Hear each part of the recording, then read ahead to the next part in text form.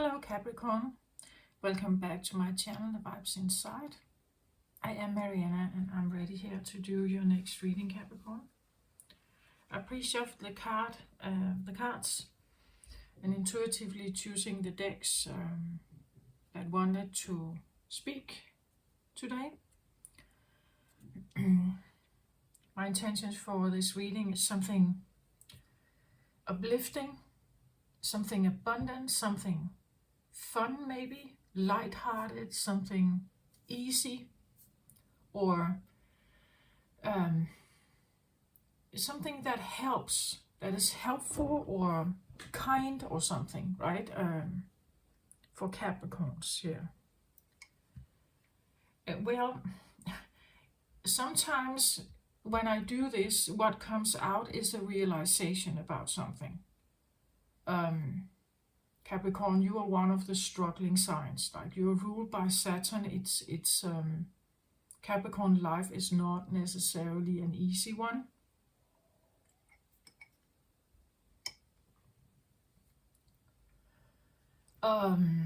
What do I feel about this reading? I feel like there could be a sense of realizing something. Again, Saturn has a way of sometimes presenting something that is maybe not what you want to hear, but in the long run it's beneficial. That's what I feel like, or it's helpful.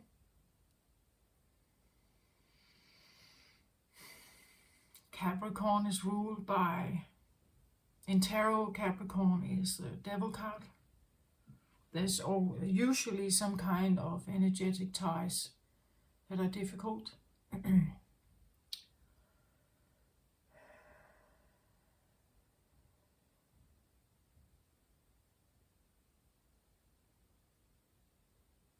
Like, I get the feeling of being grabbed by something. Like being held in a grip of something. But that's very Capricorn for me. Like, it's something that, you know, like the Matrix can do that. We can get grabbed by working, creating a success or creating something for ourselves. Then we are grabbed in the system of something, right? We could be grabbed by others. There's like this feeling of being held somehow by something. And whether that's a good thing or a bad thing, like you could be held, you know, like embraced by something, held by God's hands, carrying you forward. That is a more gentle and kind one. This comes across more as a struggle, I feel like, a struggle.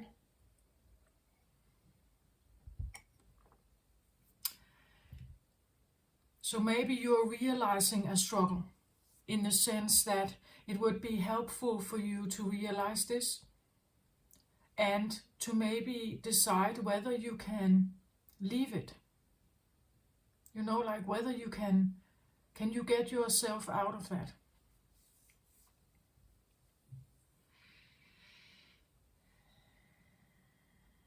I believe a spiritual awakening, that's what it's about.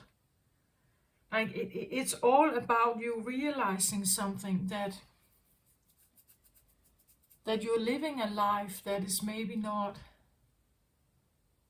working out that well. I want to quote like a question that Teal Swan mentioned in one of her videos. It says something like, what is your adult self doing that your inner child is crying over?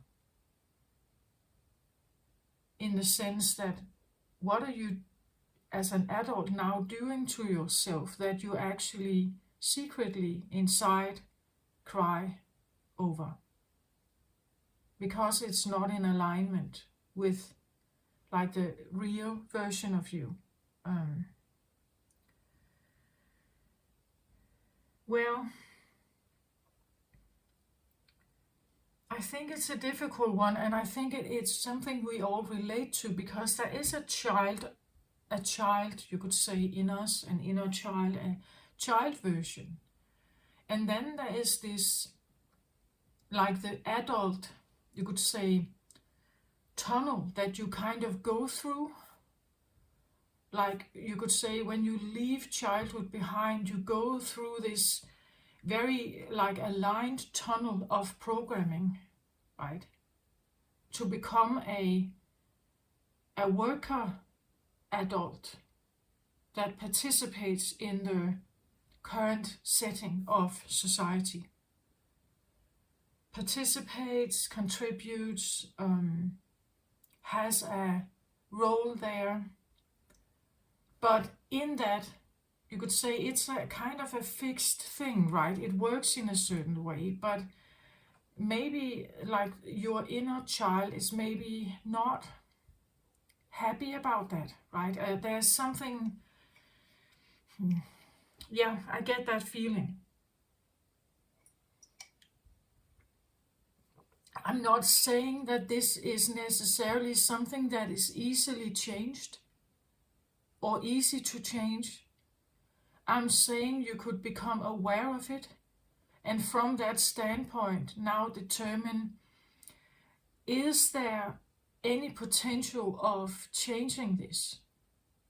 For instance, let's say you are in a very competitive big firm, and you have some kind of position there, and it actually is not aligning with you. Like maybe you don't even like competition. For instance, in a sales department, like maybe you don't even like the sale goals and something like that. Maybe you actually align more with something that is not at all competitive. And if you have a realization about that, you could start to think, how could I maybe change that then? Because I feel that it is making me unhappy, right? So I feel like this is like a message that is like that. Like it has that vibe to it.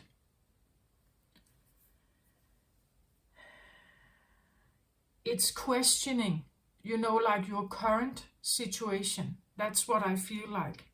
Are you truly it's also, you can measure it by your sense of satisfaction and happiness in life.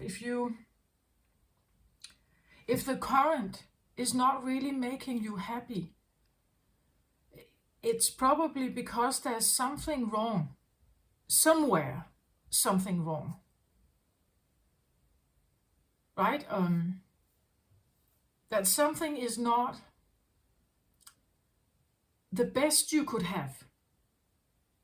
And you may need to ask yourself maybe why you choose that over something else that could maybe be better. Like, what are you, or better, happier perhaps, more content? What is the driver of the one decision and or choice, and what is the driver of the other? And or voice, like what is the voice saying over here, and what is the voice saying over here? Like what is, or the feelings, or the like what if it could be easier? What if it could be lighter? I know Capricorns, they are workhorses, right? They are very determined towards a goal, and they can shove aside different things here. Like maybe fun, leisure time, relaxing. They can be very focused on getting to that end goal, right? To the point that that everything in their life has to do with that end goal. They have no time for anything else. But what if you should have that? Like, what if you are actually longing for leisure time? What if you are unhappy because you don't have that? Maybe you don't have a family, like maybe you don't have a girlfriend or a boyfriend, and actually maybe you miss that, right? Maybe there's something that is, but it would require your time, right? If you get a partner in your life, it's like you can't just put them on hold and expect them to stay there while you pursue that and take them for granted, right?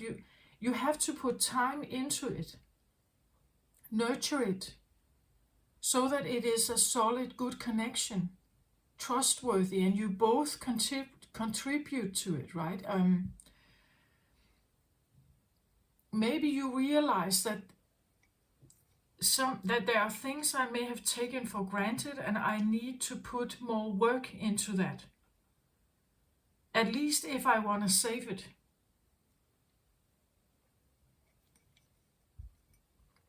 Or maybe just even having it in my life.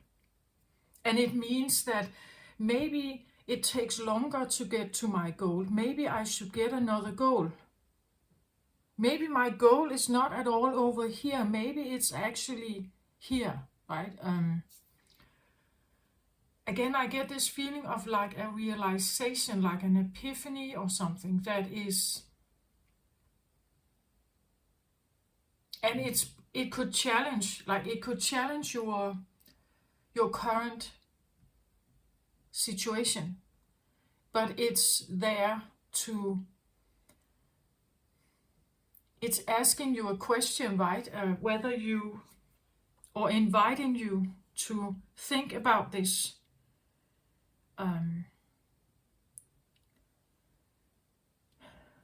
It's maybe also challenging a sense of stubbornness in you, right? That you have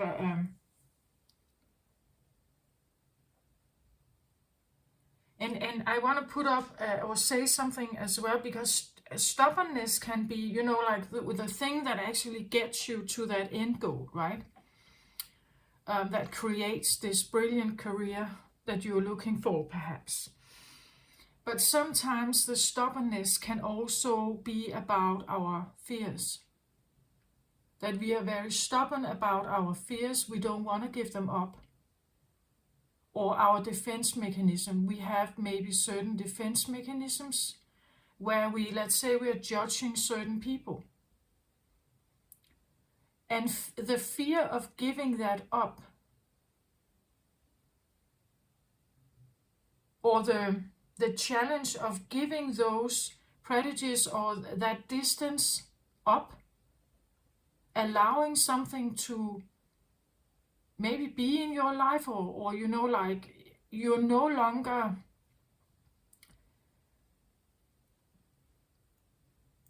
like your stubbornness can be here as well, right? It can be, like an old grudge of something. And holding on to that old grudge is easier than letting it be fixed or letting it be forgiven.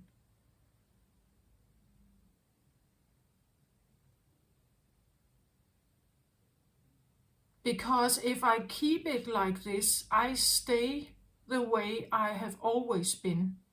And I pursue the things from that standpoint. But you could pursue something even if you take the walls down.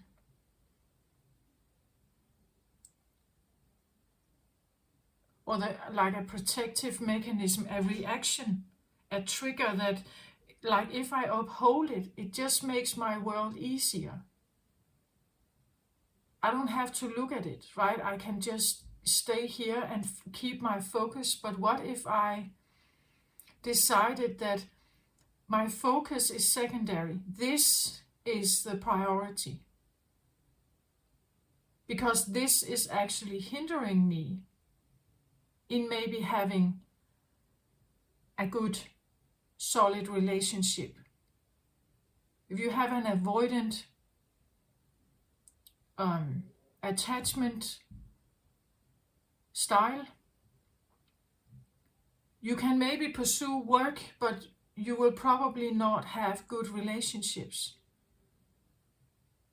And if you want to prioritize relationships, you may need to look at this, right? That this now becomes maybe your main priority, to figure out what this is. Because,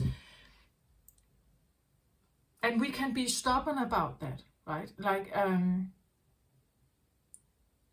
not wanting to maybe also see our own flaws. Actually, I think that Capricorn is, like having inside, there is this goal of something, to achieve something. And then it navigates in the outer world to get there, right? It navigates to get there.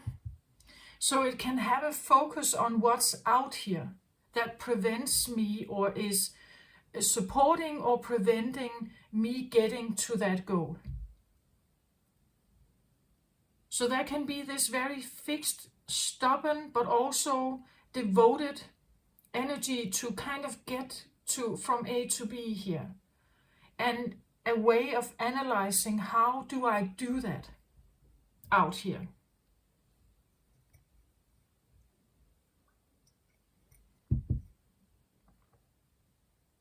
But what if it's not always about what's out here? What if it's also about what you have in here?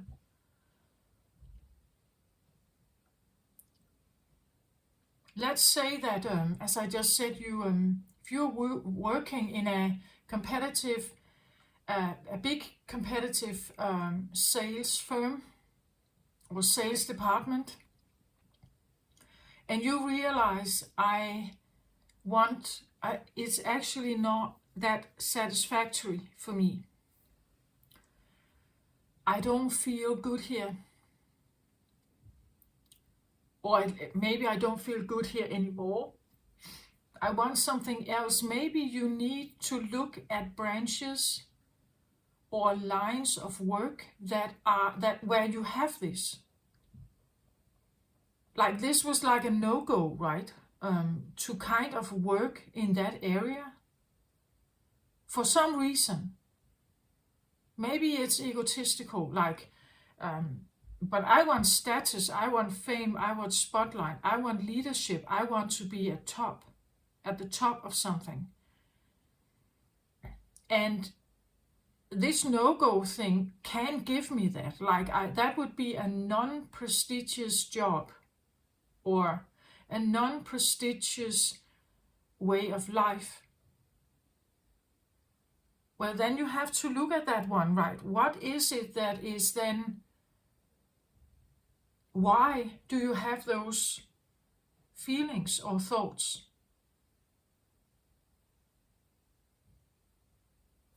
Let's have a look. Queen of Air. So air energy has to do with your mind. It has to do with the way you think, your identity, how you see the world, interpret the world. We could talk about, as I said, the programming, the tunnel we all go through when we are aligning with civilized life in the matrix.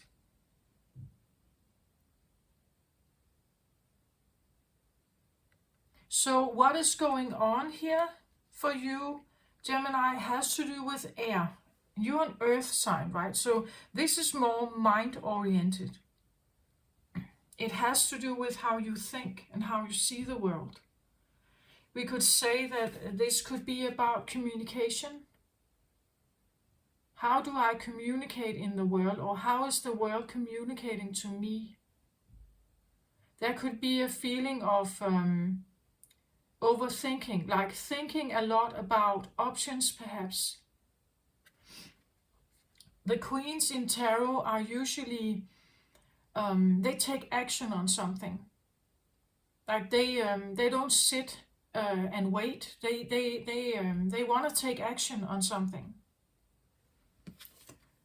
They are active and take action. And she is a queen here, so it means like it's not a page. Like she wants to take, you could say, mature, mega mature, maybe clever, intelligent, brilliant. That's air energy as well, right? And she is a queen here. She's definitely not stupid. Well educated, a rational, logical, and she doesn't have much emotion here. That's the air energy. It's making a choice out of logic and reason and practical matters, perhaps, or ideology, like out of maybe a changed perception or a new idea. She could be a bringer of an epiphany here. As I said, I felt in the beginning, it's like there's something that is like knocking on the door, right? Like it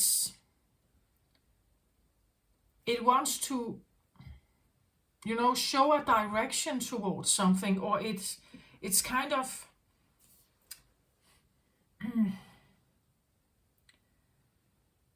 it's like it wants to make you see something, right? To realize something.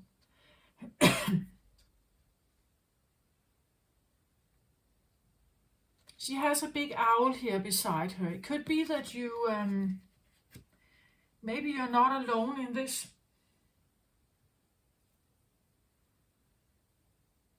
Like, one of the main things about like the top or the major arcanas of air is that you have the ability to kind of have you would say more like a metacognitive view of something. It's like have the ability to kind of see everything from above. Where you're not, like, when you have your feet in the ground, you cannot see the entire forest, right? Or you cannot see the field. But if you fly up here, you can you can see the forest and the field and everything. It's like having this ability to try to see things from a bigger perspective, I think. Like, what if there's more? What if there's something I haven't seen or recognized? Like when I have my feet in and I plow my way to my goal here, maybe there's something I haven't looked at here. We could say this could be an invitation of your intuition here with the owl, right? That the owl has an ability, like to see from so many angles because it can turn its head like that.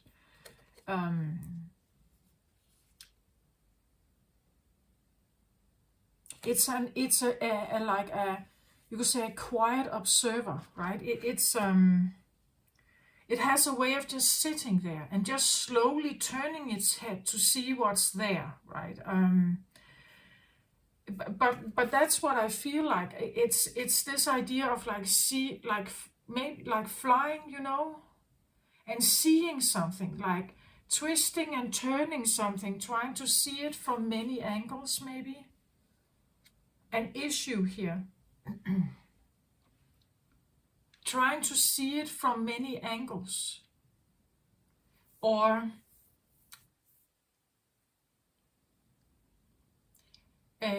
searching for information. Air energy again, information about something that could help you see things from different perspectives. Let's say you have conversation with different people here.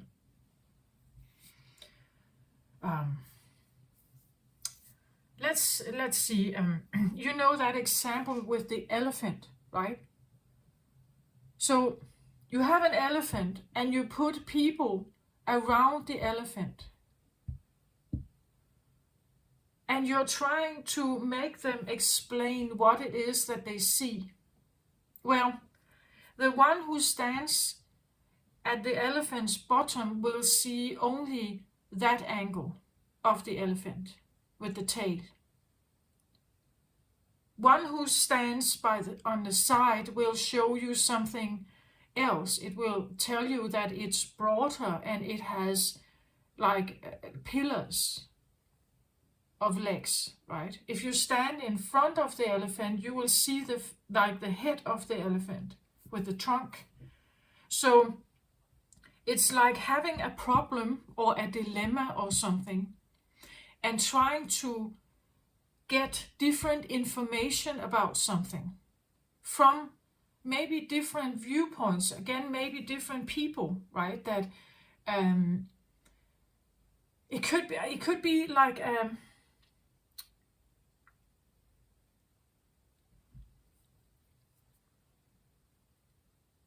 it could be a work thing, right? That you don't know how to that you don't know how to do. And in order for you to see the full picture of something, you want to talk to people that know this, like they know something about the elephant here. They have encountered the elephant and seen it from different angles, and they can describe somehow I get an episode. You know, like something that may have happened to you. Something you have experienced, and looking for again, if you don't quite remember, like you only have, again, I said something about the inner child, you know, maybe you had an encounter as a child, an episode, and because you were a child, you see it from a child's viewpoint.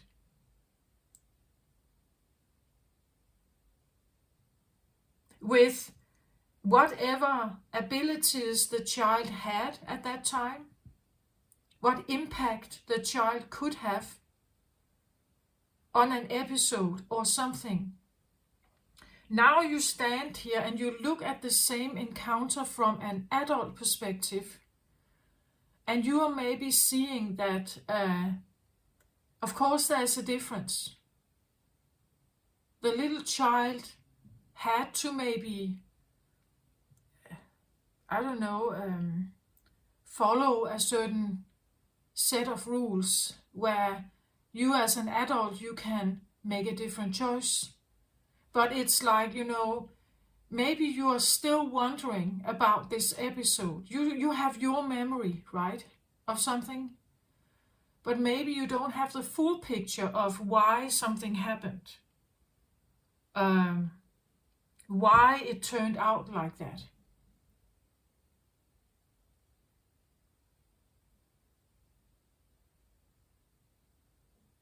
And needing, like looking for some kind of information that could, you know, like put more light to that episode. Again, maybe you are working with spirit here.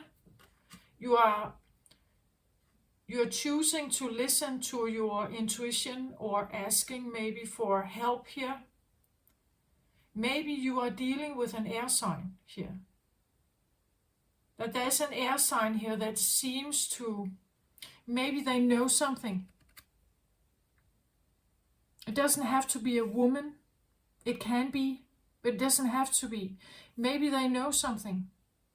Like maybe they were older than you, right? And they remember something.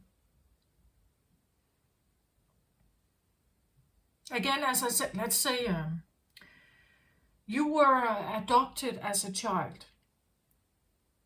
And maybe you don't even know that you are adopted. But there's something in you that is a slight sense of memory, right? That there's something not quite as, like remembering something else. And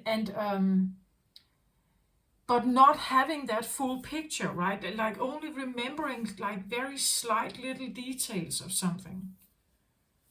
I believe this is every adoptive child's problem sometimes, right? That they grow up maybe in a loving, caring home, and like, and everything is good there actually.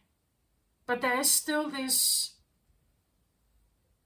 like a sense of memory, right?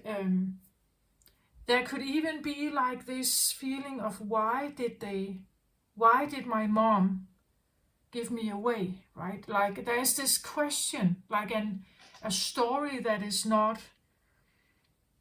you don't have like the closure. It's like looking for closure about something here.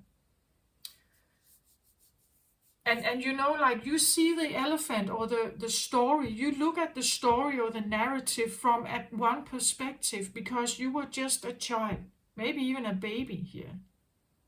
So you only have like very little inklings or something that just, maybe you have been told that you are adopted. You know that.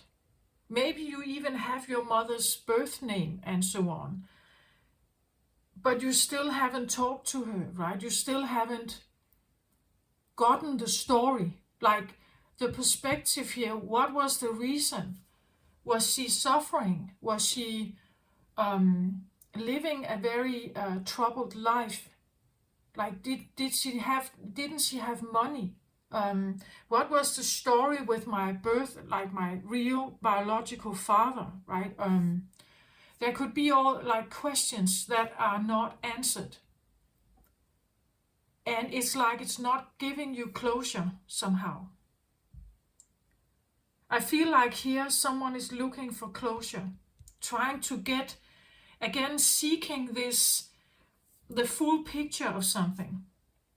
It's so interesting. Like it's like the readings from Aries to all the way to Pisces, it always builds up a story that kind of continues, right? In the Scorpio reading, I talked about solving an ancient old a riddle, about looking for some kind of answers, getting this, and it like being given just slight pieces of something, or slight small memories of something. But you know, like it takes time to put it all together. And get this, like the overview of something, like to seeing the full picture or the full story of something here. And maybe, you know, like the more and more you know, the more terrible it is, or the more it challenges your perception about everything.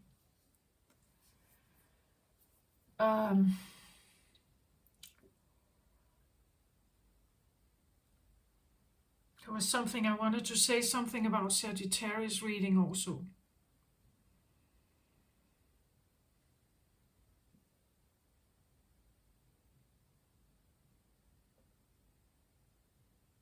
And now it's kind of gone. I'll see if it comes back, right? But Scorpio was definitely looking to solve a riddle. And it talks something about imbued messages in a crystal, and I was asking Scorpio, are you this crystal? Like, do you have the information embedded in you? You know, like a birth memory. That you do have some kind of memory, but it's just, and it has this grip on you, like it grabs you, right? And kind of, and again, I feel like it holds you there in like a grip. You know, like not having closure can be this, well, it could turn into obsession, right? That you're looking to free yourself from that grip, but not knowing where to look or whom to ask, right?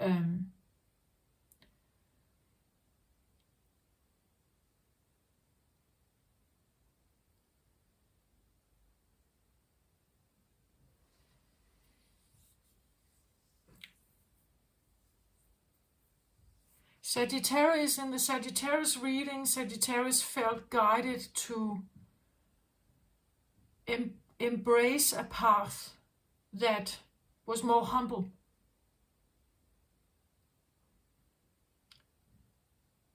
Or now actually with you here and something about origin, birth, parents or something. As I said, maybe you have gotten yourself into like this giant big sales firm, or this big firm, and having in a very big sales department, and you have been, like doing your thing here, right? You've tried to establish your name and build your career, but there's this thing that has no closure, that kind of, like it picks on you or pokes you somehow to look at it, right? And maybe it becomes louder and louder that there's something you should look at this. But it means that you have to take your focus away from what you have been doing or what you have been focusing on and trying to find something else.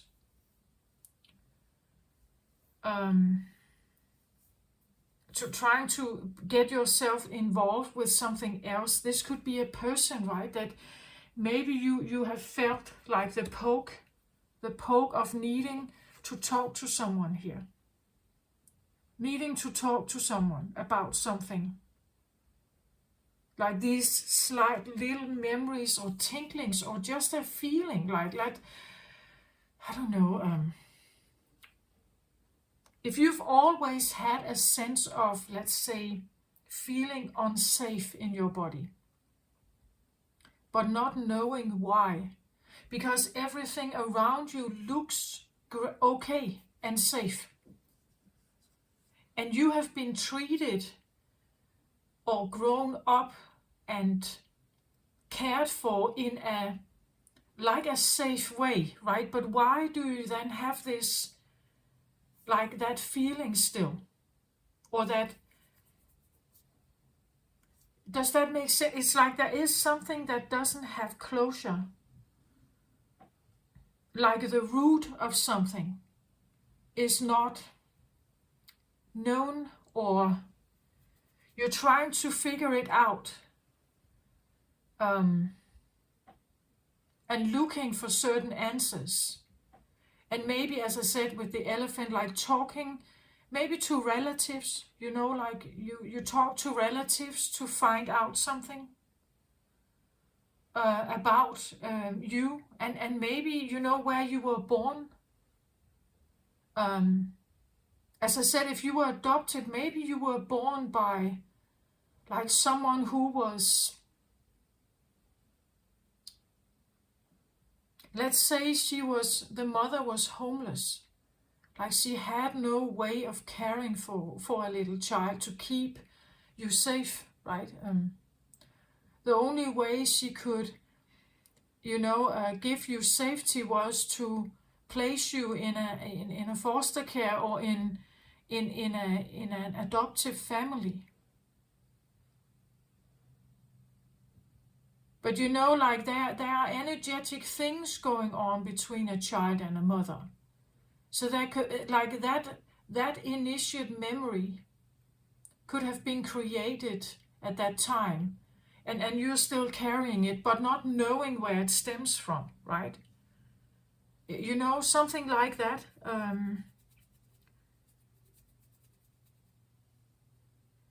And you're looking. Again, this is a doer energy. Like this is someone who takes action. Like it could be you are looking into the family tree of something. Like, who are my relatives? Where do I stem from? Like, do I come from the gutter? Like, do I come from poverty that can explain my obsession about getting money right? Like, there's something about that, like looking for a root of something. now I want to look at this card here, and it was interesting because it's like I felt like I wasn't quite sure whether I should put it here or here. And again, I have this feeling of like something from the past, bringing it into the future. Something that is on the left side can usually be something from the past. Something that's on the right side can be a more current or future kind of approach, you know? So bringing something from the past into the future awareness, or bringing it with you, you know, like if you could have done that as a child, for instance, you would have brought this with you. But maybe it was replaced by this. As I said, like this could be your origin, your mother here, biological mother. This could be the adoptive family circumstances. Does that make sense? Like you would have wanted it to be here, but it was here. It could be a memory of something, as I said, an episode.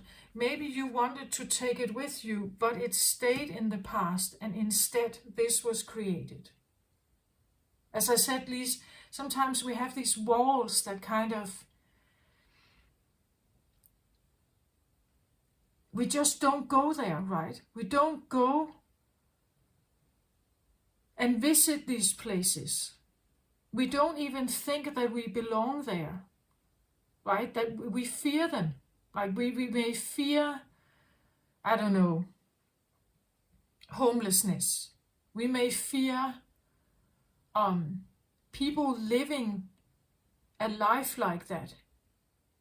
You know, like being strongly alcoholic or a prostitute, or they live, you know, they live, but they don't thrive, right? They live, they survive, you could say. Surviving people that live a life of the gutter, or the, like outside of the civilized. Does that make, I don't know what but this is what I get, something like that there is a no-go to something. That's what you may have learned also, right? That we are not like this, we are like this. But there's something that there's something in you that is asking some questions here.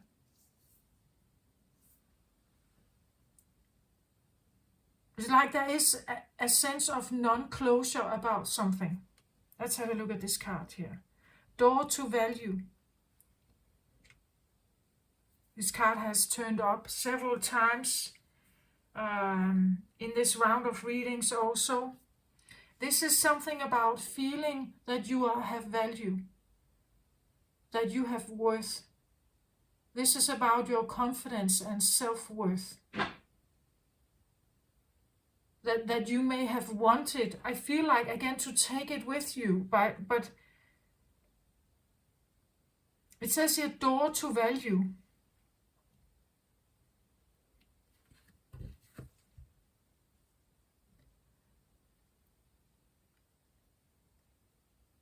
Actually, it's interesting because sometimes it's like this door is either opening or closing, right? Normally I see it as it wants to open, but today it actually comes across like it is closing. And something stayed behind. You know, like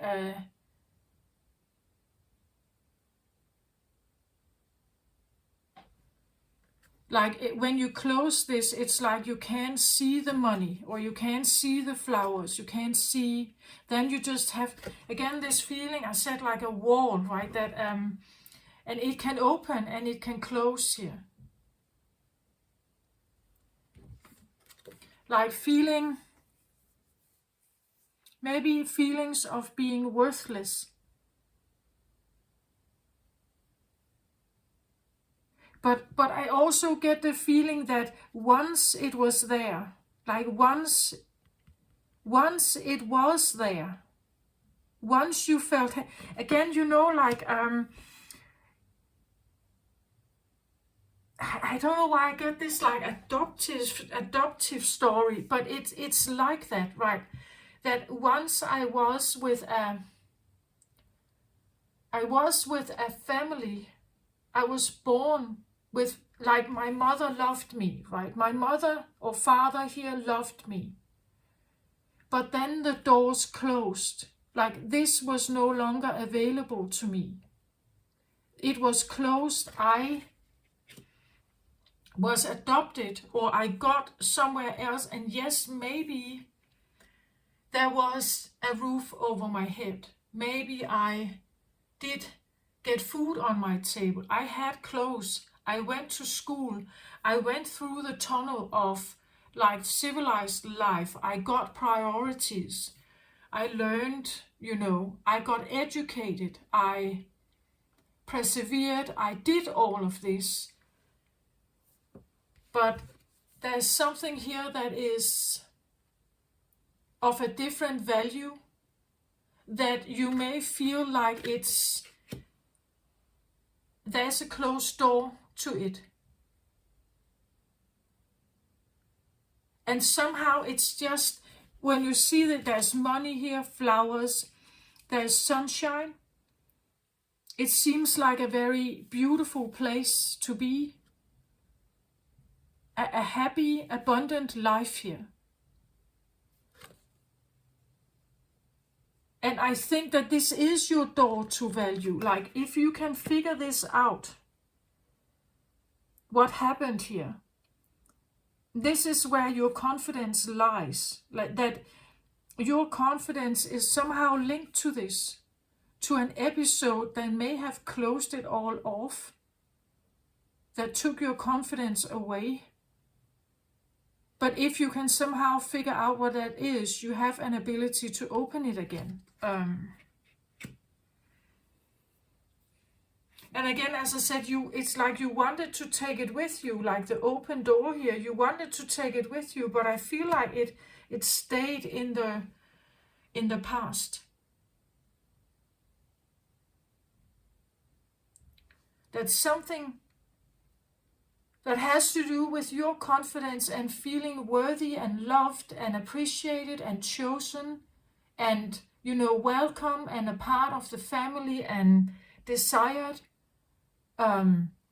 waited for, you know, like when a baby is born, you know, like there's an anticipation waiting for the child to come, being wanted, being desired, being loved and adored, being welcome in this world. There's a sense of not feeling welcome here. That it's like it was there, but then the door closed. So from being welcomed, again, you know, some mothers that give up their children, they're actually doing it unwillingly, right? They would, if they could, they would keep their child. We see that, you know, some of these TV shows where we have adoptive children that are looking for their biological mother or family. We know that when it actually is, a reunion is established, that it's very emotional for that mother, right? That sometimes it's really, they have carried this grief with them for so long, right? That they had to give up something so precious, but they had no means of being able to take care of it. Again, maybe they were drug addicts. Maybe they were prostitutes. They had no life that would support a child. And the child needs. So it's like having this slight memory that I was somehow welcome, but then something closed and I felt not welcome. You know, or I felt not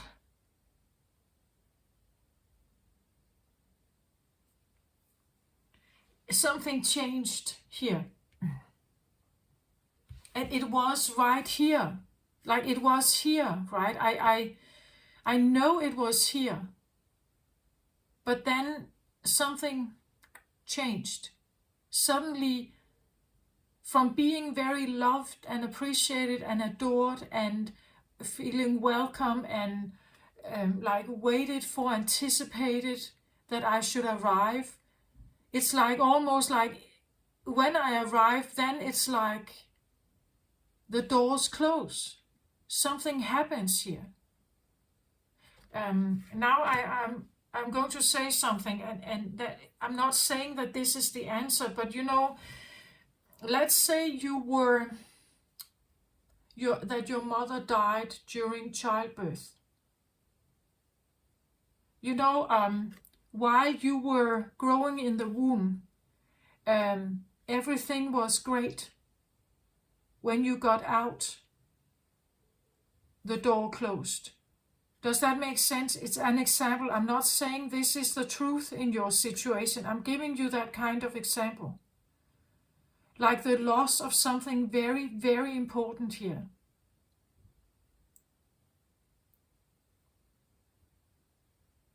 Or the feeling of, when you were in the womb, or when you were still a baby at home, everything was very great.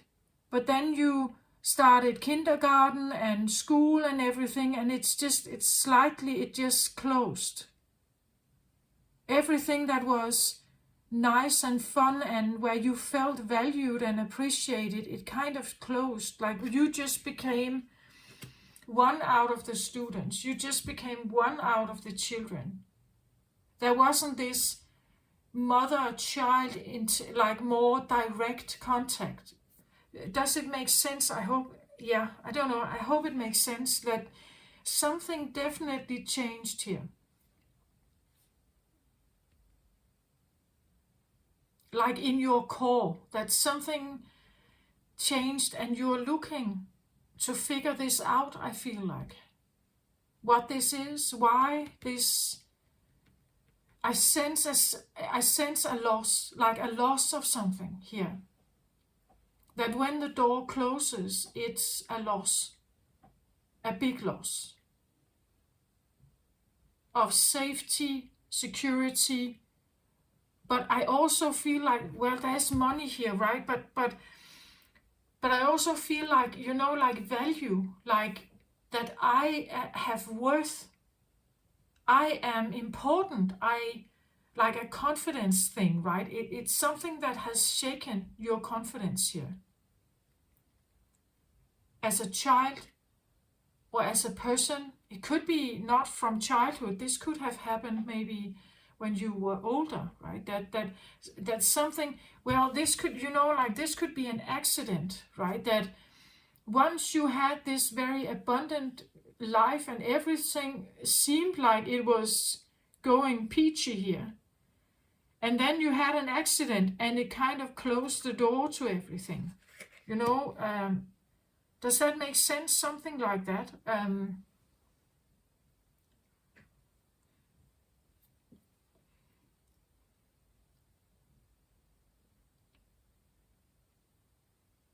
There's also a sense of an outsider feeling here, like being expelled from something golden here. Like if we go from feeling welcome, appreciated, like adored as a child, we know we are loved, we can feel it, right? There are smiles and hugs and everything here. And then something changes, and now it is something entirely different. It is cold, it's harsh. I'm kind of outside of I sometimes give this picture of, like the Garden of Eden, where you are protected and everything is peachy. There's light and abundance and everything in here. You have everything you need. But then something happens and you end outside of the Garden of Eden, where everything is dry and cold and dark and it's like losing your worth in some way, some kind of incident here, where you lose, where the door closes, and you are now on your own, or you are, again, I get a feeling of homeless, outsider, on your own, not safe, not valued, not appreciated. It's like, like having disappointed in a major way and being expelled by, or rejected, or avoided by the safety zone, or the comfort zone, or the life force, the source of something.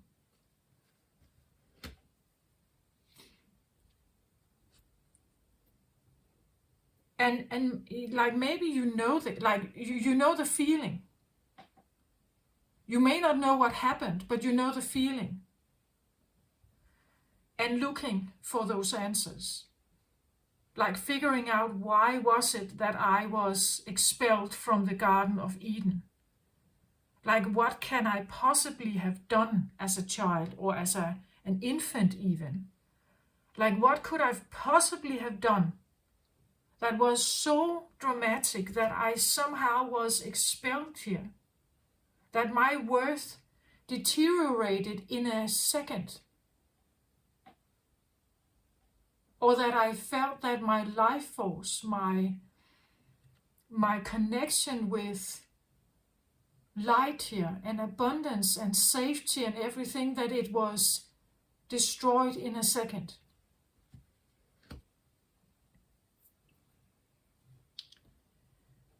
Okay, let's see. Can I get a card on this door of value, please?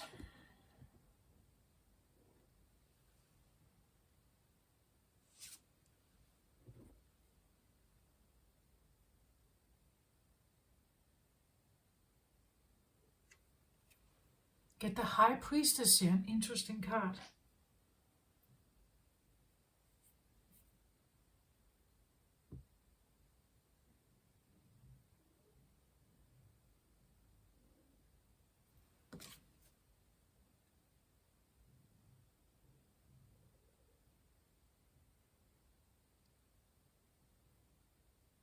So now I get a totally different story than what I normally would say about the High Priestess.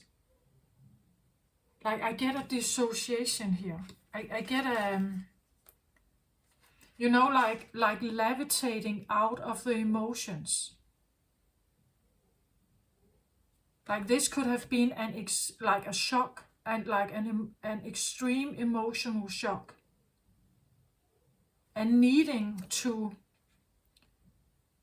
escape, like needing to escape something. Emotionally, maybe, needing to dissociate and get yourself out. Needing to fly away. This could be a sense of like a soul fragmentation, like something. And look at the nakedness here, like I almost get like a birth, like being birthed out of the what's that called? The water in the womb, right? That you're birthed here.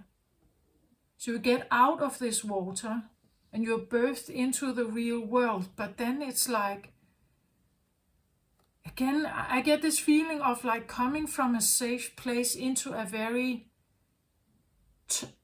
very difficult place. Again,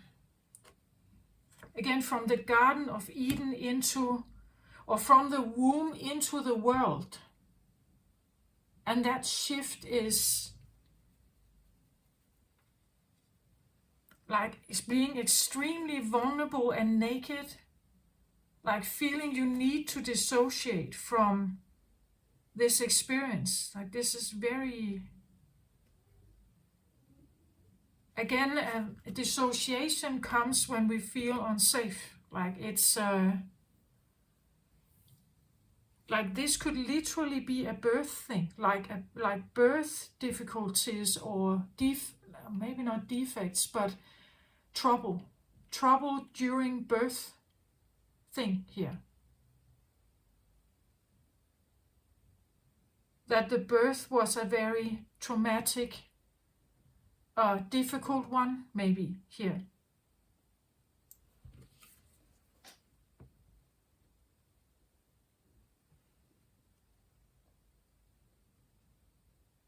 One of the characteristics of a high priestess is that she, well,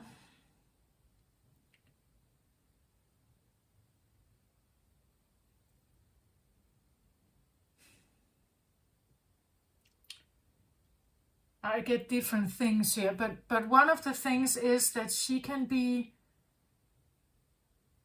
like, she's a high priestess for a reason. Like there's something she can do here. A high priestess can be a psychic person. One of the reasons why they are psychic, perhaps, or empathic, an empath, or, you know, like, one of the reasons is that they are sensitive. Like they have a way of tuning into something, knowing something, feeling something, and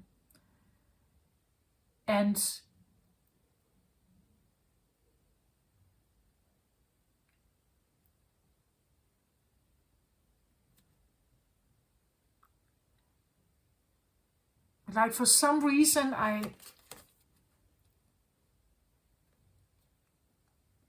and maybe you know this, like the Queen of Air could be someone who works with spirit here. Like I did say that before. That you were born, that you are a born high priestess. Like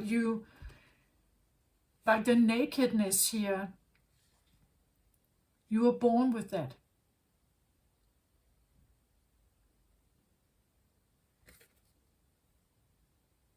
Like from the water, like the water can act as a, you know, like a protective shield.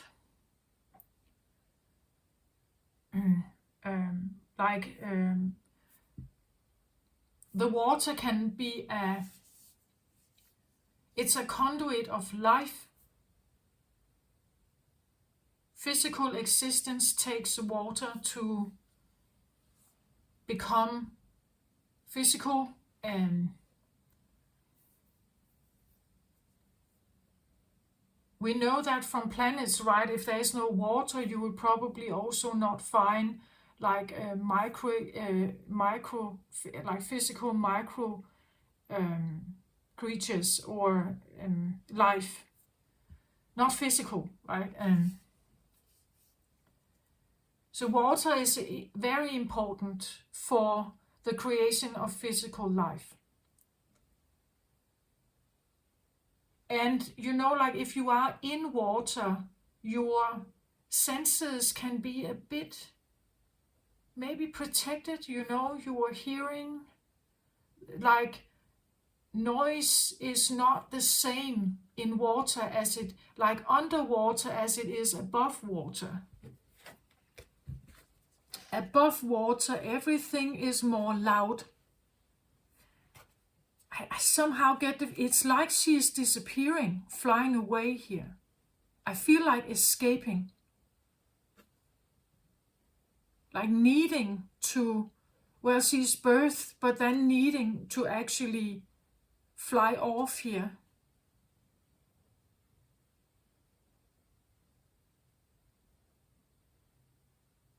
Again, it could be the sense that when you were in the water, everything felt right. And when you were birthed, it was very loud. Or like the abundance is not there, and like the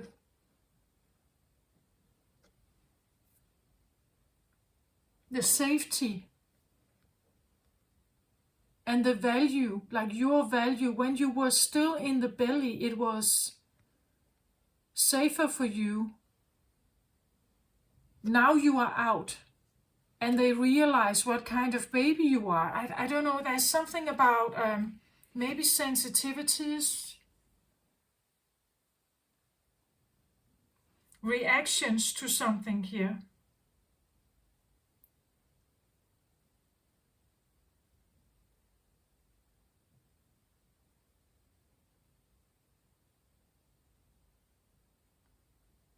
Like, are you a person that actually, there are some people like that. They like to dive into a swimming pool and then sit at the bottom and just sit there.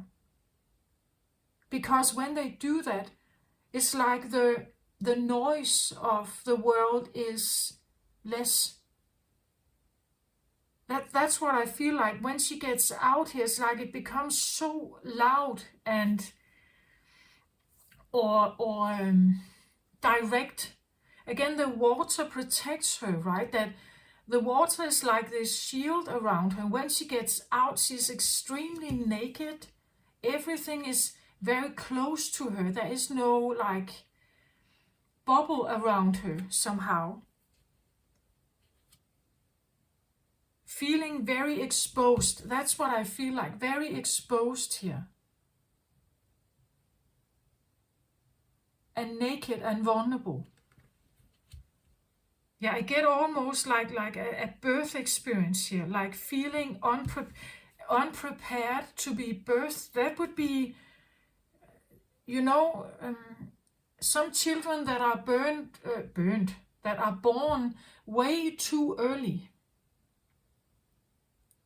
Like if they are born like months before they should actually be born, they would be very, very sensitive to like the exterior around them. You could say the noise, the heat or cold around them. They wouldn't, maybe, sometimes the lungs are not working correctly. They need help. They are put in these, what are they called? Glass containers, right? Where you keep a certain temperature and moisture and everything to kind of shield them from the outside world. But they were born, like they did get out, and then they were taken and put in this. And that could be the feeling that there's something here, an episode where you were exposed to something that was too much for you, right? It was too much for you, way too much for you.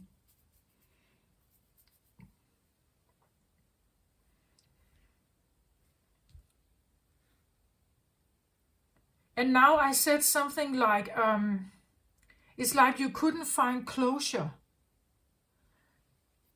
Like that could literally be that you couldn't close off all the incoming sense. I had that in, was that Scorpio also, and like maybe Libra or Sagittarius, like the feeling of tsunami, right? That something it's overpowering your maybe your senses here, and feeling grabbed by it, like you can't get away from it. And like when you were born, like you can't get back into the womb. So you have to deal, like maybe they put you in what, I don't know. It depends on also when you were born, right? Maybe this is an experience that happened, like if you are an older person, I don't even know if they had these incubators, right? I don't even know if they were a thing at that point. Then you just had to, like endure. And maybe like when that happens, you can lose trust, right? You can lose trust in the good life.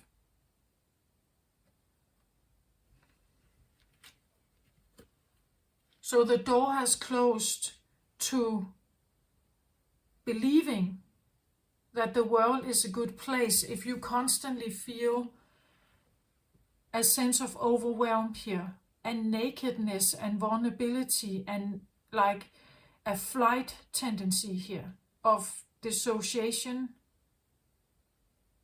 Yeah, that's what I get.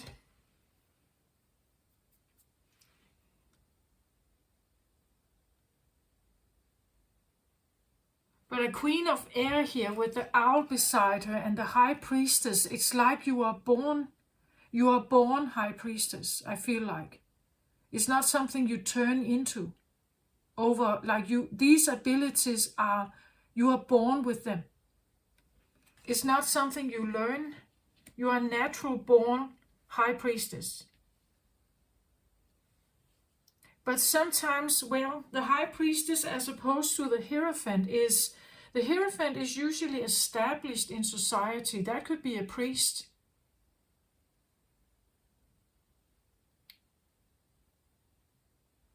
The priest combines in the church the spiritual with the physical. The high priestess, there's a little more trouble with the high priestess, because history tells us that being a high priestess is not safe necessarily. Like witches and that, like the wild women that run with wolves, like there's this sense of being a pagan or a druid that they seem mysterious and not necessarily compliant to the ordinary civilized world or masculine matrix world, right? This is like an energy that could potentially be difficult to handle. Like they could have reactions. Again, they are very sensitive to the environment they live in and the people around them, what happens there. Again, if you were adopted or you were transferred from one place to another, or from the womb to an incubator, the incubator cannot give you the same safety as the sense in the womb by a living mother. It's artificial. So there could be a sense of coming from something alive into something when the door closes that is artificial. There's no more life here. There's no more connection. Being disconnected. Again, does it make sense? Like in the womb, you're connected with the mother. Like you experience your life even as an infant through her, right? But being put in an incubator here is the feeling of being in an artificial, non-living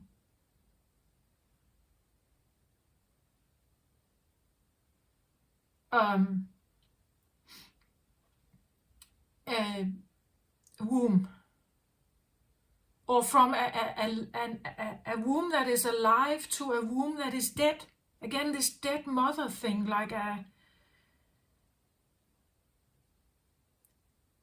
if your mother died during childbirth, right? The nurture, the life force that comes through the navel cord is cut. Does it make, I hope it makes sense for whom I'm reading for here. It's like a cut of life source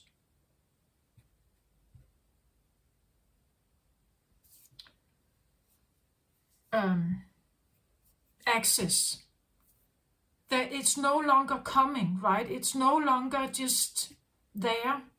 It's like it closes and then it's different. Like, could it even be, like a death here? Like, could you have been cut off from life support somehow? Navel cord, life support. Like, this could be a sense of a near-death experience. That something closes. And the sense that, like you levitate, like the soul levitates out of, well, I don't know. That's kind of what I feel like. But it has definitely, somehow you survived, or you somehow survived, maybe you were revived, but what it did to you is the sense that you were cut off from something.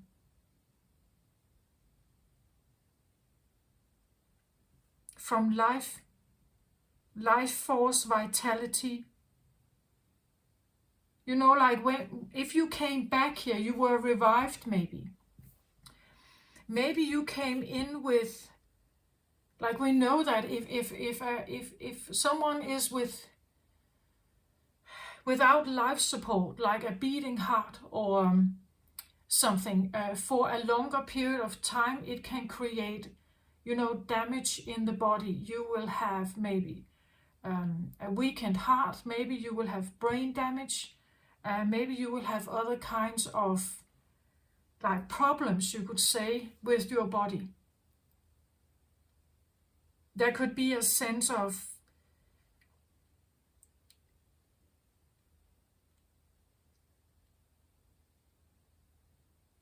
like, I have my body, but I don't feel at home in it.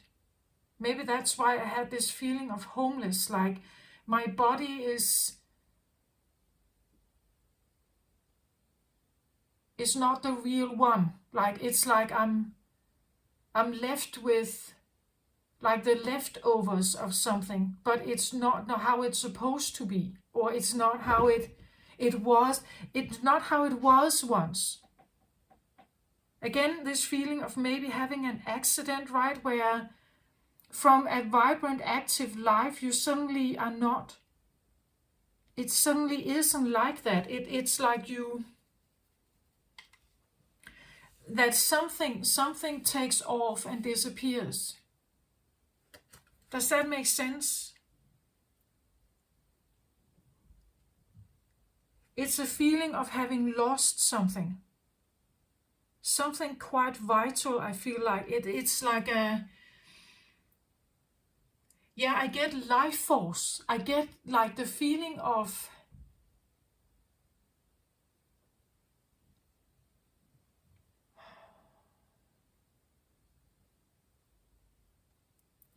like in here, there is a continued supply of something.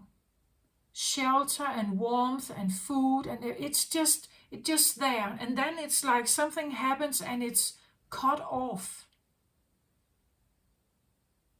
Like air supply, like the navel, the navel cord supply, like something, it's like it's cut. And we do that when you get birthed, right? It changes. Now suddenly you are out in the real world. It's not just coming. Like a supply that just keeps coming. You will be outside the womb, right? You will be outside some kind of shelter, or the Garden of Eden. As I said, this feeling that you are protected and safe and everything is in there, like a full package. This is all inclusive, right? And now you are in the world where it's not inclusive. Like the feeling of being excluded. Again, this, I said, like an outsider. I'm outside of the Eden garden, right? I'm outside of the constant supply. Maybe I'm rarely supplied. You know, like in the womb, everything was given. Then I was born, and maybe my mother wasn't actually able to take care of me. I said that right. I said something about not able, like this, like an inconsistency of safety and supply of like the good stuff, right? What a child needs. And maybe that's why they gave you away. Or maybe you grew up in like those facilities, but it was never like it was here, right? Yeah, that's what I feel like.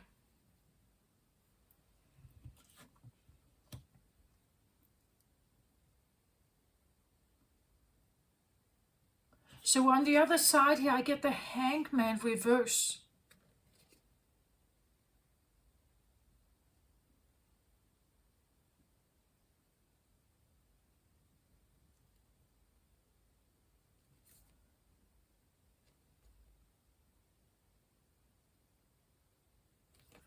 So the Hangman, it's interesting again how he hangs over the earth or over the planet here.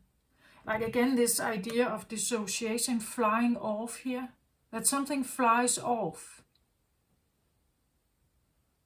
That it's leaving, something is leaving here, and now it kind of, it's over the earth, right? It's outside of the earth atmosphere, and it just hangs there.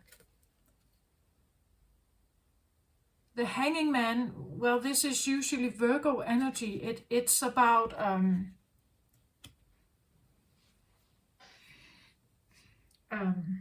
looking for answers, but it's reversed here. So the Hanged Man usually puts himself in the tree and hangs there because he's looking for certain answers. He decides to solve a puzzle or figure out something, make a good plan about something. Here it feels a little bit like and maybe an inability to make a good plan, an inability to see have the clear. Again, this one, he flies, as I said, over the eagle, right? Flying up here to have a better view of something, to figure something out, to see the bigger picture of something. But here, as a reverse card, it feels a little bit like you can't get the bigger picture.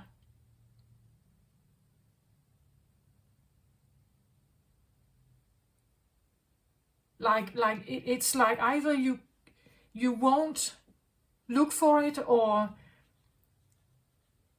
you are disconnected somehow from. Again, this one, he is reflective. He can look within.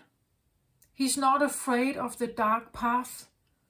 He is carrying his lantern. And then he just looks for answers in the most remote areas, right? That would be the Hanged Man. That is the hermit that looks for the answers. This could be when we put ourselves here, we are still for a moment. There could be a sense of restlessness here, like not being able to sit still. Rootless, as I said, it's like not grounded, not able to make a plan, not able to, like concentrate. Like there could be a concentration deficit here.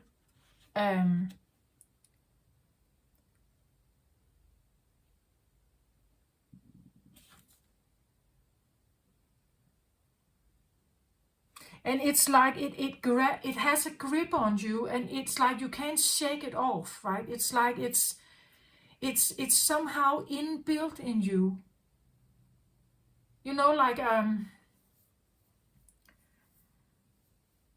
As I said, if you had a near-death experience and something may have happened to your lungs or your brain or the way you think, the way you concentrate, that maybe you can't.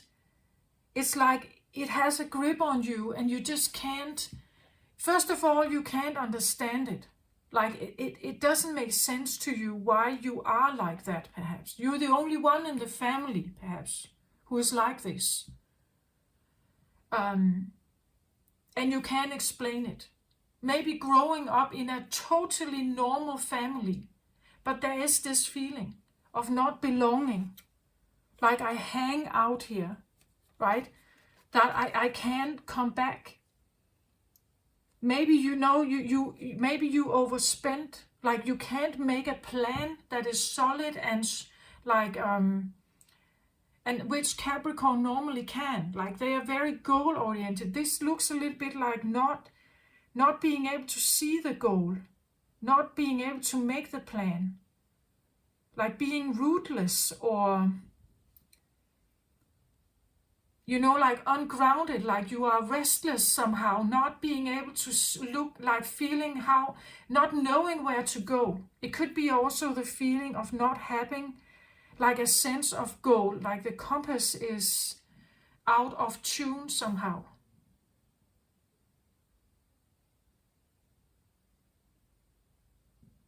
It's like an antenna, a broken antenna, right? Like that.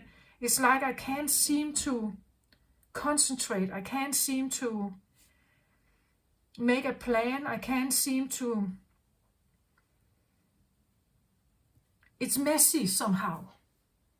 In the Sagittarius reading, I talked about like a buzzing brain that just it can't find rest. It can't seem to relax. It can't seem to focus, perhaps. Like there's a focus deficit maybe here, or something like that.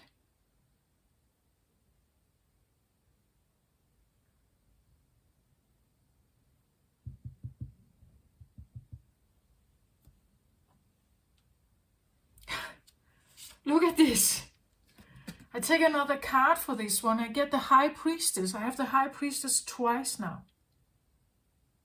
But you also see it's like the High Priestess takes off, dissociates. Somehow I get the feeling that this High Priestess is a part of you that is soul fragmented. That you are this one, right? You are this, you are built with this, but it has left the building. Like it's, and you feel without it you feel lost. Like without her here, or her ability. Like a High Priestess, I believe if you're born with like very strong sensitivities and you somehow lose the ability to navigate with them, it's kind of feeling lost. Like they are the way you navigate the world. Like it's like losing the antenna, losing the map. Like being this, like it.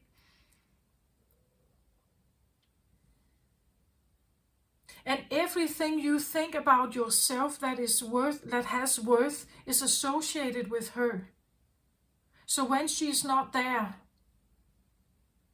it's like you feel so ungrounded, and it's a navigation system. If we know about this, like Capricorn is, in the northern hemisphere at least, it's the darkest time of the year. As a Capricorn, you are born when there is no light at all, or very, very little daylight. To navigate in such a dark world, cold, icy, dark world, you have to have antennas. You have to be able to navigate in the dark. You have to be able to gather food when it's frozen outside. You have to be able to have those skills that are a bit otherworldly. It's like you have these instincts and these like intuitive nudges to where to go and look for water, or where to find a good tree with nuts or something. But here it's like if you don't have this navigation system intact, you feel rootless. I would recommend a soul retrieval here for you. Maybe that's why the Queen of Air is here, someone who is in tune with something. I would say she could be a bit of a high priestess, like working with spirit here, trusting the navigation, the messages you receive. That's what she does, right? The high priestess is she can navigate the woods at night, right? She's in tune with that. As I said, she's a wild woman, runs with the wolves. It's instinct.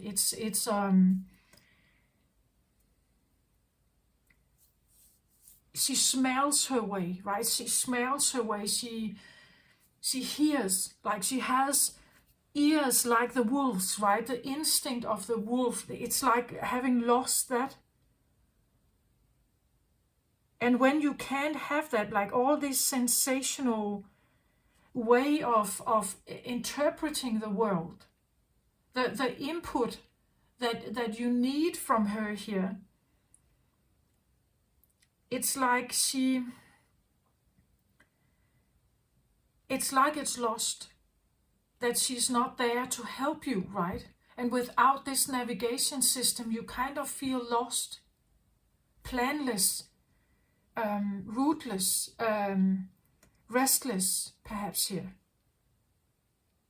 And like a mind that constantly thinks. As I said, in the Sagittarius reading, it felt like this buzzing mind that could never stand still. It was always alert. It was always active. It was always buzzing, like this. There was no rest.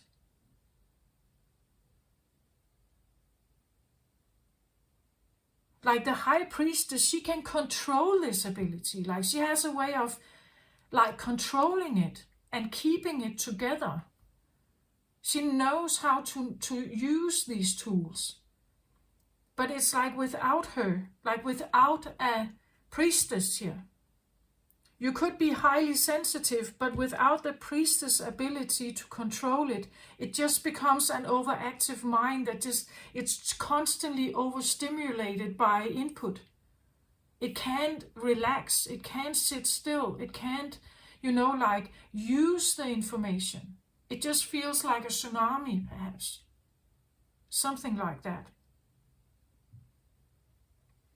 I would recommend a soul retrieval here for you.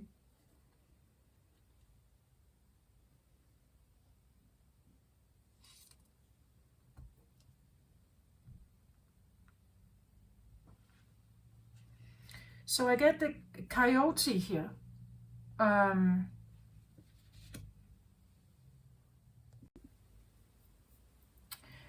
So the coyote is from the mystical shaman oracle.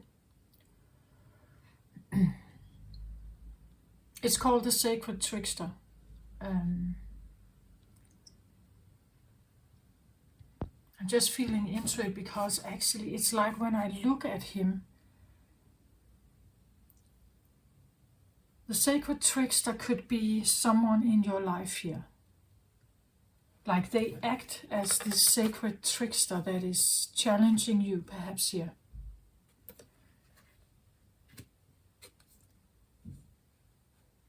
Maybe to embrace that you are a high priestess and you can call this back into your life. Again, I feel Saturn here, right? I feel that there's a lesson or something to be learned by. It's just, this is a fox, right? A fox like, I don't know, I even said this idea about the high priestess would be someone that, like the wild woman that runs with wolves, right? It's not quite a wolf, but maybe there is someone who is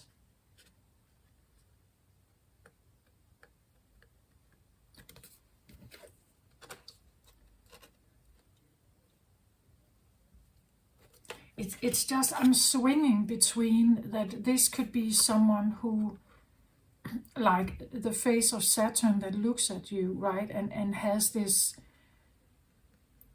it's like a difficult riddle. Like again, the sacred trickster is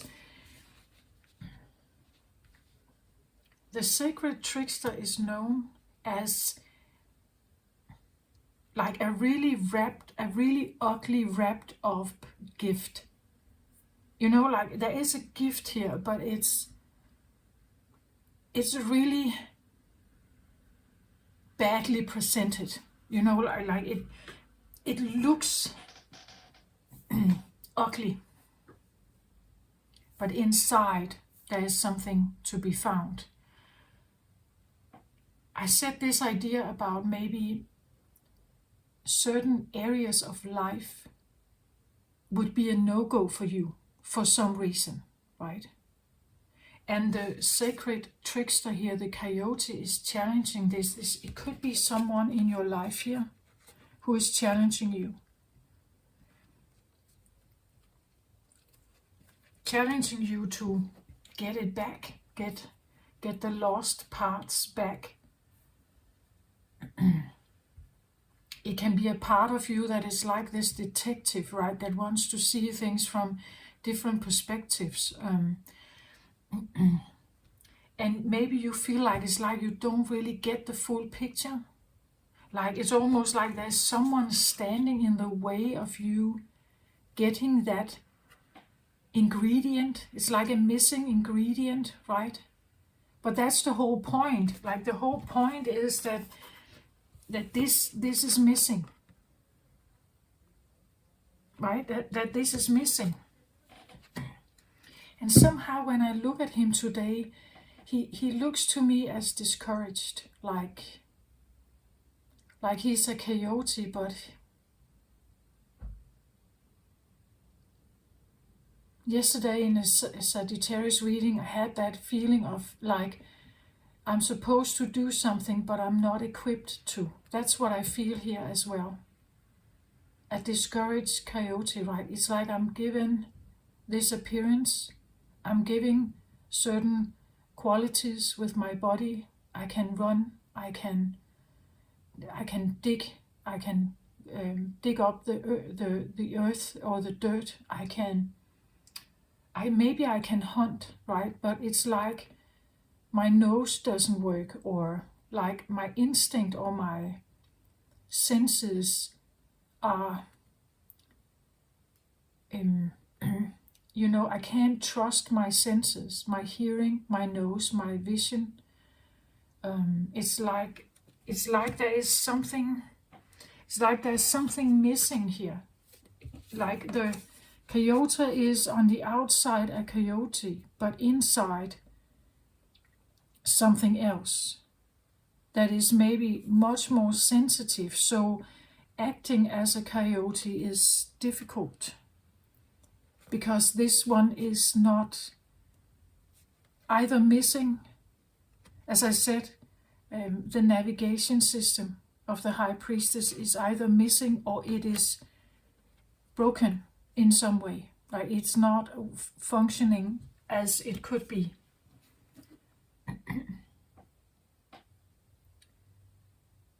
So this energy is like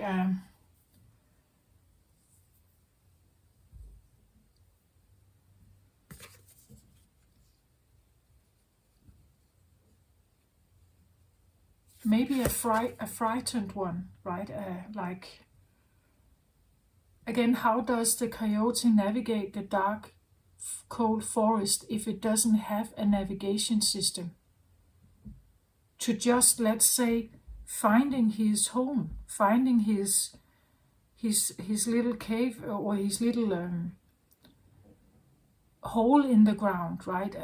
If he can't find his way home,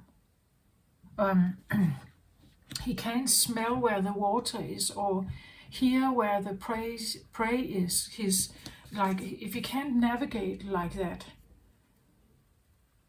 that it's somehow, again, the antenna seems out of order, then it's like he's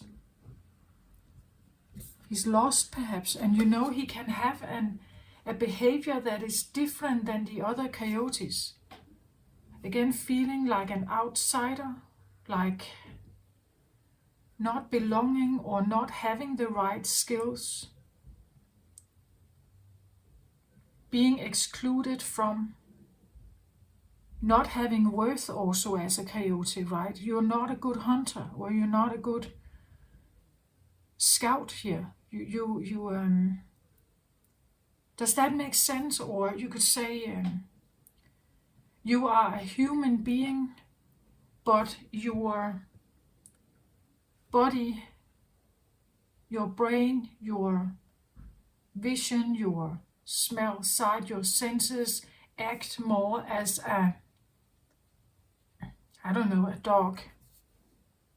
Does that make sense? Like being in the wrong form for what it is you're supposed to perform.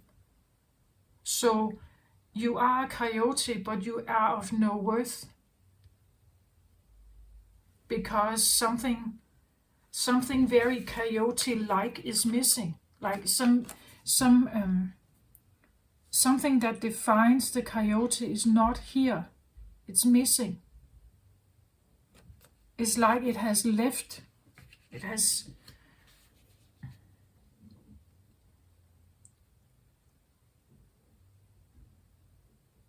And therefore you may feel that you sit now, maybe with someone here, either a part of yourself or someone around you, that it's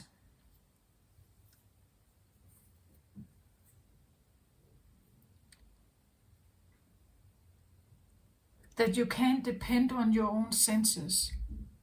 You can't depend on your own brain, or you can't depend on, it could be you feel like a feeling of codependency, that I need help somehow. I can't do on my own. Maybe that's why she sits with someone here, because I can't be on my own. I can't trust my brain on my own. I can't trust my intuition. My instincts are off. And again, that is a very ugly wrapped gift, because it seems like it's broken. I don't think it's broken, it's missing. And I think like you can call it back. But you know, you have lived a life like this. So getting it back will change everything. Like it will change your life, but you need to adapt to it. Like you will need to adapt to how to interpret now the world. When like some of this energy comes back, as I get, there is a sense of like a high priestess she can be a shaman, what we call a wise woman. She can be like like one of those old miracle workers, healers, a witch-like energy, working with nature maybe, very adept with nature, again, knowing herbs and something. And it's like it is there. Maybe you are even interested in some of this, but it's like you don't feel home in it. Like you don't feel that it's not settling. There is an interest, but the deep resonance that you should feel is not there somehow. The recognition, this feeling that yes, this is me. Now I know who I am. Now I resonate. Like that deep core feeling is not right there. I feel it's because it's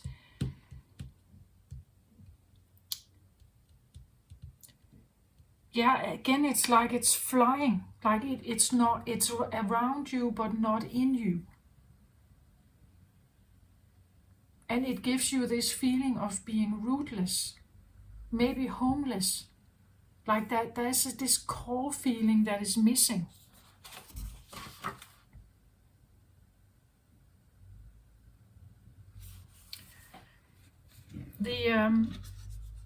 The essence of the coyote, it's the symbol of the sacred trickster, the one who provides detours for growth and understanding by ensuring that things don't go as planned. We could say that here. It's like, yeah, I get a feeling of homeless. The coyote brings the energy of divine deception to set you free from the shackles of that which don't serve you. Sometimes it appears that you will get everything you want, only to find that coyote brings you the opposite of what you hope for. The lessons offered by a coyote may at first appear confusing, but they are most sacred and always for your highest good. I feel like whatever you are experiencing, it's a lesson for growth here, of reclaiming your power, calling it back.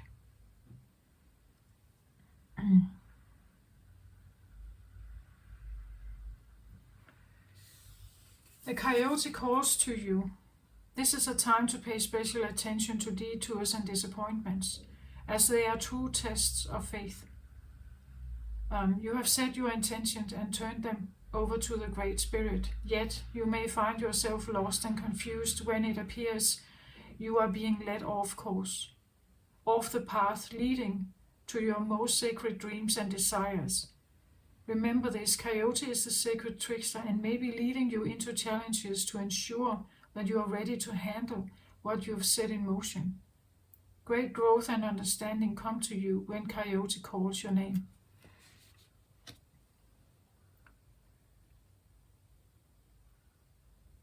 It appears you are being led off course, off the path leading to your most cherished dreams and desires, right? It's like you are on this path where you just feel like, is it ever ending, or why do I not seem like I can find my purpose somehow? Like maybe you're looking in the wrong areas. As I said, these no-goes, you should have a look at the no-goes.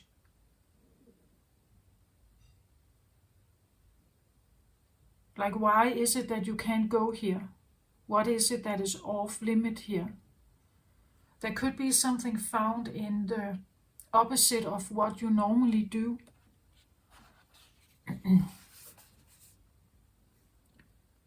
It says here, are you being seduced by what you think you desire? Could it be that the more superficial, sparkly, shining aspect of your ambition led you in this moment? Perhaps you feel that in order to get what you desire, you have to compromise yourself, control others, or manipulate situations to ensure your goal is met. Coyote howls in the shadows to remind you that this may be a lesson too painful to learn. Beware the shallow waters right now. Something or someone might pretend to be deep, but that doesn't make them so. No matter how seductive their superficial traits, or how beautiful or sparkly they appear, all that glitters there will not turn up gold, no matter how many wishes you make to change that. So if you're dealing with someone here, like just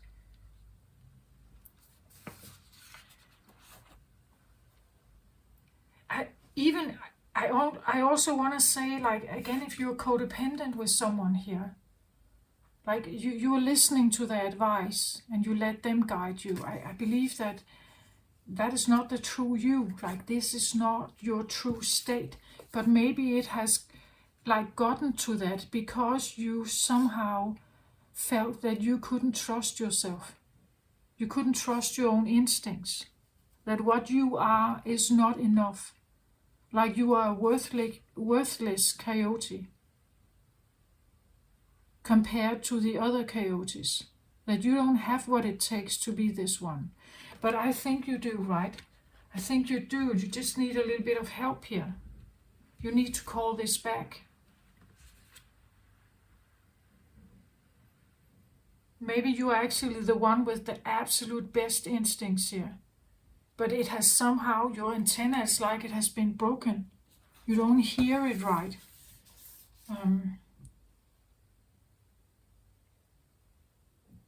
What was it?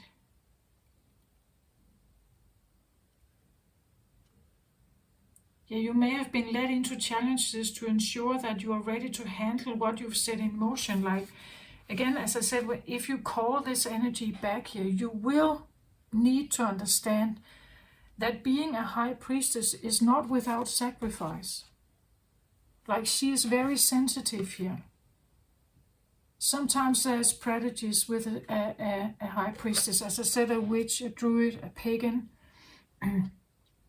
the wise woman that people go to in secret, but they are also fearing her because she can be the wild woman that runs with wolves. She's unpredictable. She changes like the weather because she can feel it, right? She can feel the changes in the atmosphere, in the weather, in the planets, in nature, right? She can feel Gaia, Earth. She's in tune with something, and sometimes it makes her act in a way that is maybe not, like the tunnel producing coyote. It's not following the rulings of something.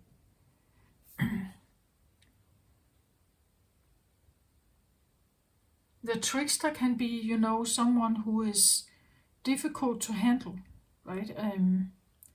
Because they follow their own instinct, they follow their own guidance. Unless they don't feel they have one, then this one would follow someone else's guidance. I just feel like it's like a sense of codependency. And I think that. It's like that there's something going on that you can't seem to like look through it. Like you're looking for these answers somehow. Why you have maybe a codependency here. Why life seems so strange and difficult, and like there is no maybe direction in life.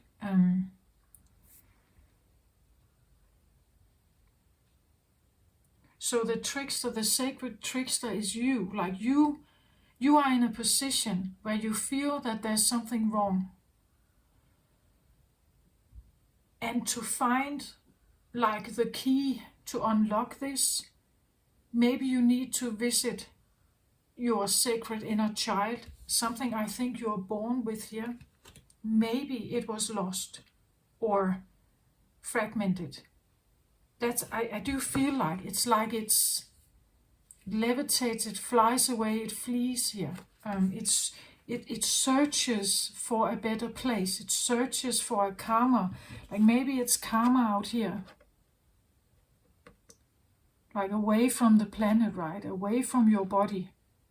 Like it's karma out here. It's not as loud, not as aggressive maybe.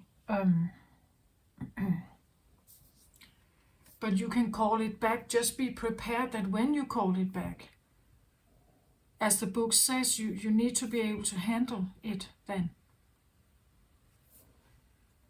What can we have an example of what that could be perhaps here for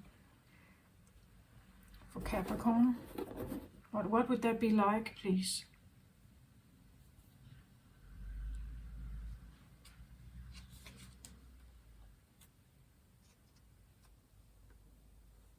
So I get the World card, but I get it reversed like that.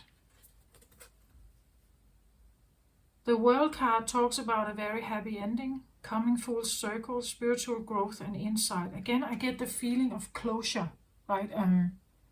Closure about something. Now it is reversed. There could be a feeling that you will not have closure. Maybe the happy ending is not happy, or you have to realize that there could be a possibility that, again, look at how the card is. There's a planet here and he's flying out here, away from the planet. There could be a recognition. Maybe what you are going to realize is that you don't have a home, that you are homeless in a sense.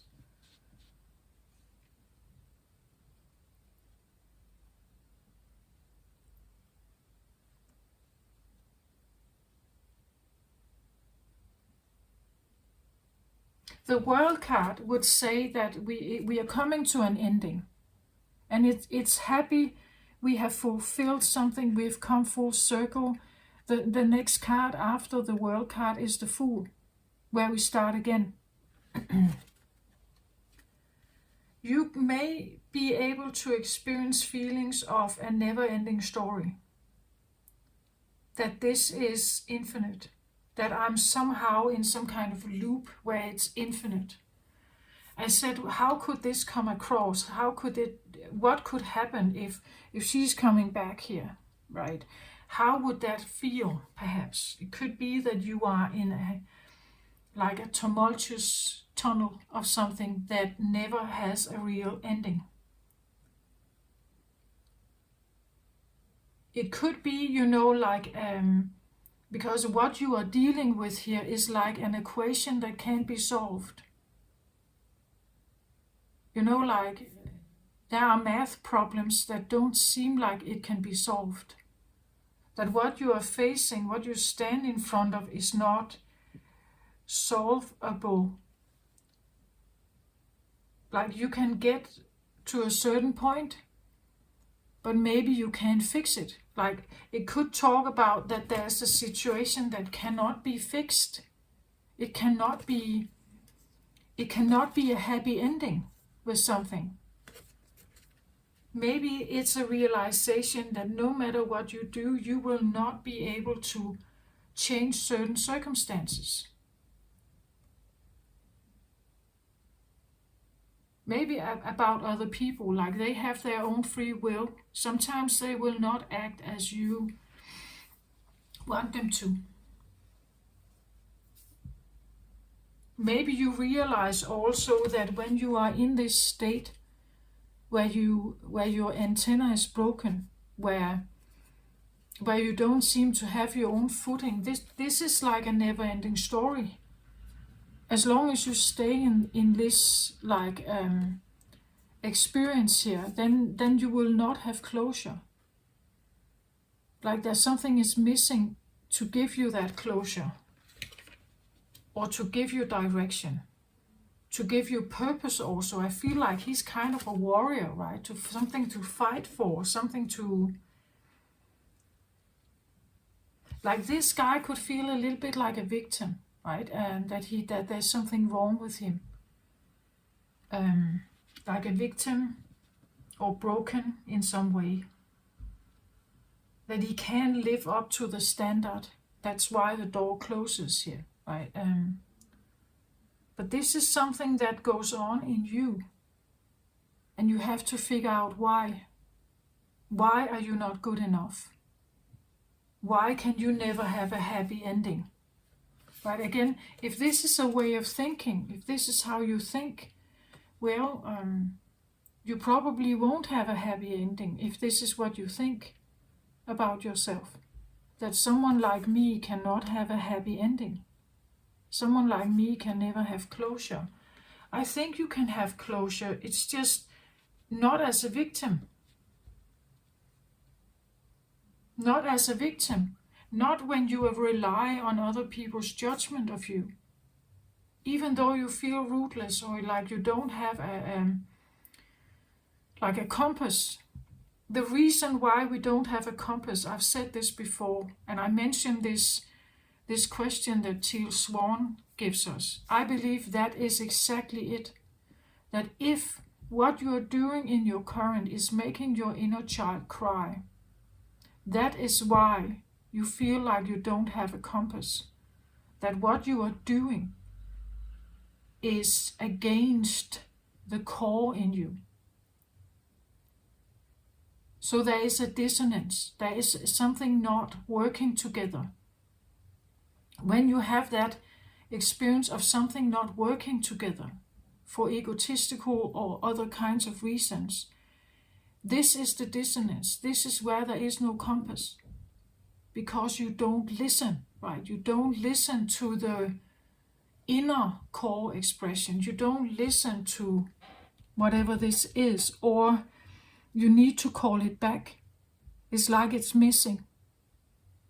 And when you call it back, you will need to understand that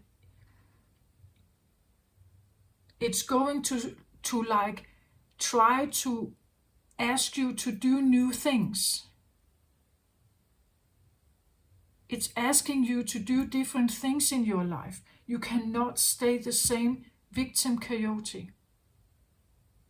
So you see now why it is sacred, right? It's because it comes with a sense of different message.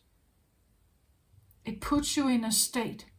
And eventually, when this becomes so bad that you can't bear it, you start to break out of it.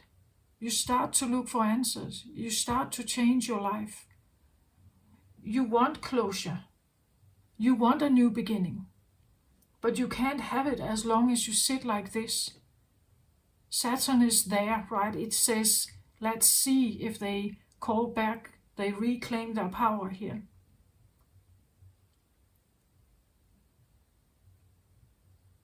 They like reclaiming the power as the high priestess here. Because you do have this, like you were born with it. That's what I feel like. Because you have to. Like a Capricorn is born in the darkest, coldest time of the year.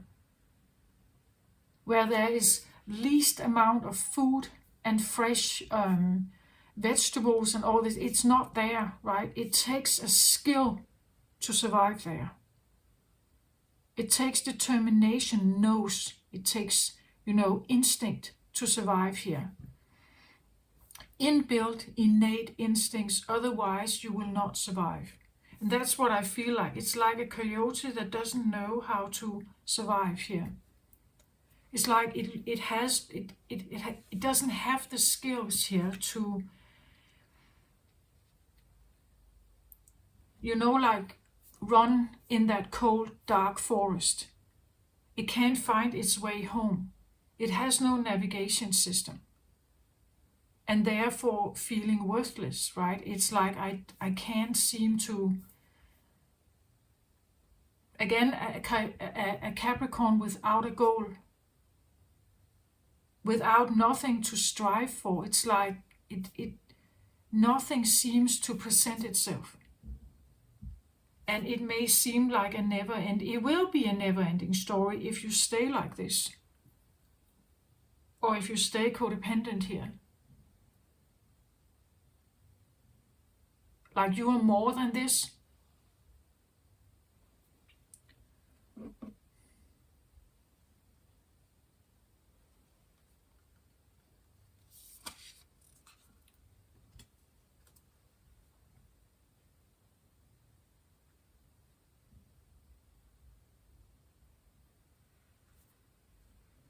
So I get this card here, gracious receptivity. For some reason I feel like these kind of go a bit together here.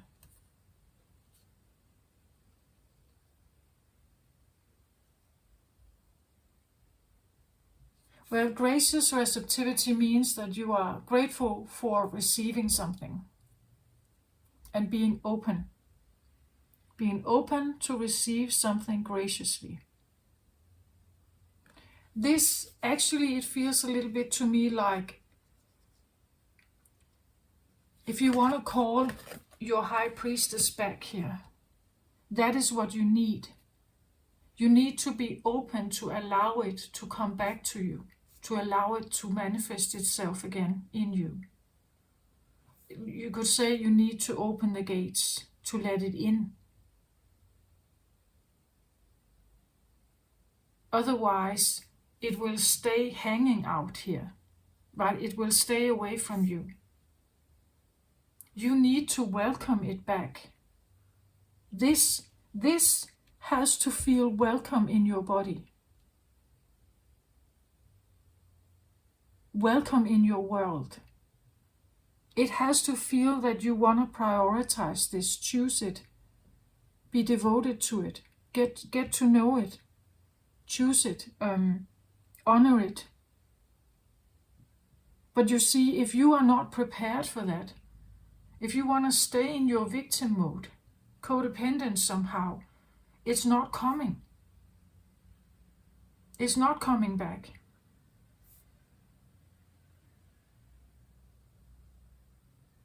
It's not. It can hear that you're talking about it or you long for it, but are you really like?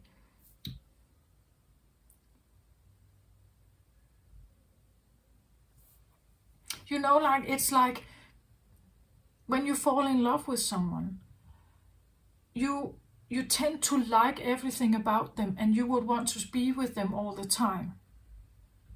But then eventually you get to know that there are things about them that you may not like that much. And then you may start, like to criticize them or to want them to not be there. This is what I feel like when you open your arms here and say, of course I want this back. Of course I want my navigation system back. Just know that yes, you will have more of this navigation, but it also comes with something else. For instance, it comes with a lot of sensitivity. Maybe you can't be in the same kind of social setting or the same work. Like, maybe you will have totally different interests now. You will be driven by something else. And it has to feel welcome, right? It has to feel that you want to prioritize this. So if you want to sit in gracious receptivity here, just know that when you call it in, it's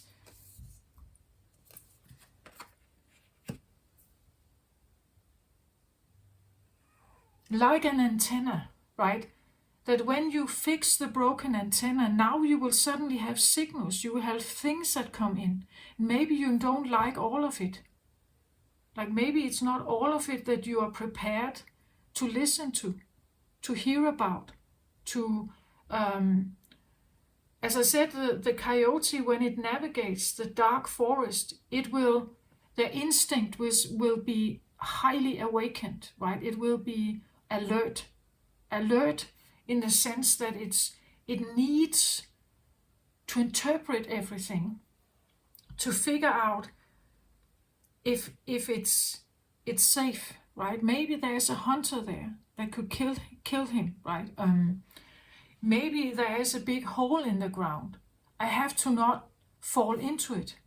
Like the navigation system has to be quick and dependable. But it's not that the coyote will be like a GPS, will be given the best route. It will be given everything. Every grass straw, every branch, every owl that howls, every moon or no moon, right? Every like pit of water, every little animal that they can hear moving, right? They will be, like opened up to suddenly hear, smell, sense, see, again, like night vision,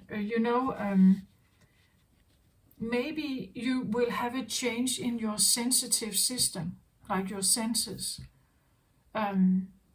Because you're calling something back that you have not been adapted to it. It has been lost or has been missing. So you're not used to it. So every time a soul retrieval is done and you get a piece back, I'm not saying you get a full high priestess here. You may get a piece of it. And then later maybe having another one, right? But the point is, when you do this, it's like adapting a second part of yourself that hasn't been there before. Again, as I said, maybe like a soul retrieval may feel like a very, again, ugly wrapped gift. Like now I suddenly have this to deal with. Like, I didn't think this would come. I thought I would only have good things coming. Well, I think they are good things, but you need to adapt to it. Like your physical body, your mind, your fears. Like you need to kind of overrule or overcome your fears of what the change is about. To become a fully navigating coyote here. With like a full equipped high priestess here. And I feel like this would make you much more independent. Like this would make you your ability to navigate fully here. If this kind of comes back to the coyote, he would be able to navigate fully now.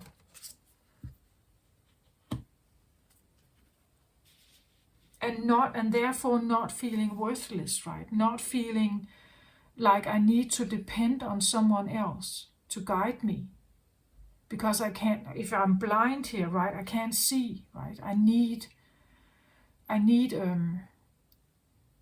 someone else to tell me what's in front of me. I need a guide. And that could be what this is like, feeling you need a guide all the time to help you, to show you.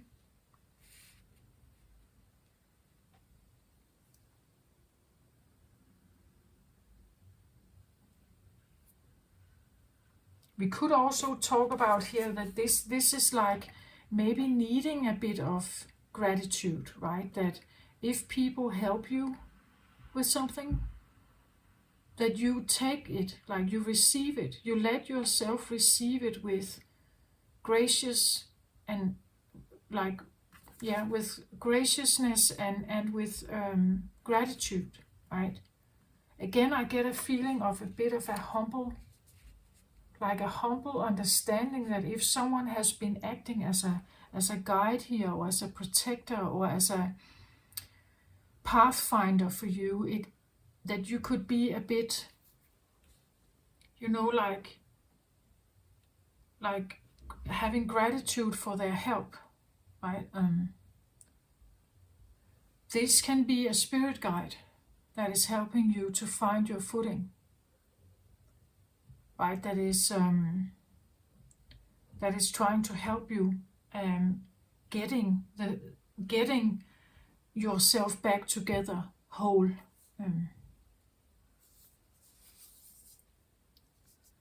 And you can definitely not have this change if you are closed off.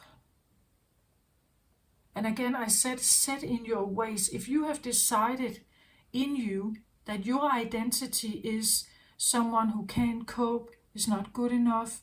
It seems like I have a broken antenna. I don't have the skills. I am not equipped for this. It's like I'm not equipped. If you have an identity like that and you stay with that, you will never ever change. It will be a never-ending story. So one way of changing this is your mind. Starting to think that you are equipped. I have what it takes. I call back the things that I need. And I have what it takes to navigate the world on my own, right? Being grateful for the help I have received, even though it may have been codependency and you have felt like a victim. Now reclaiming some of this power, but also knowing that you cannot stay a victim and having the new power. You cannot be a victim and a victor at the same time.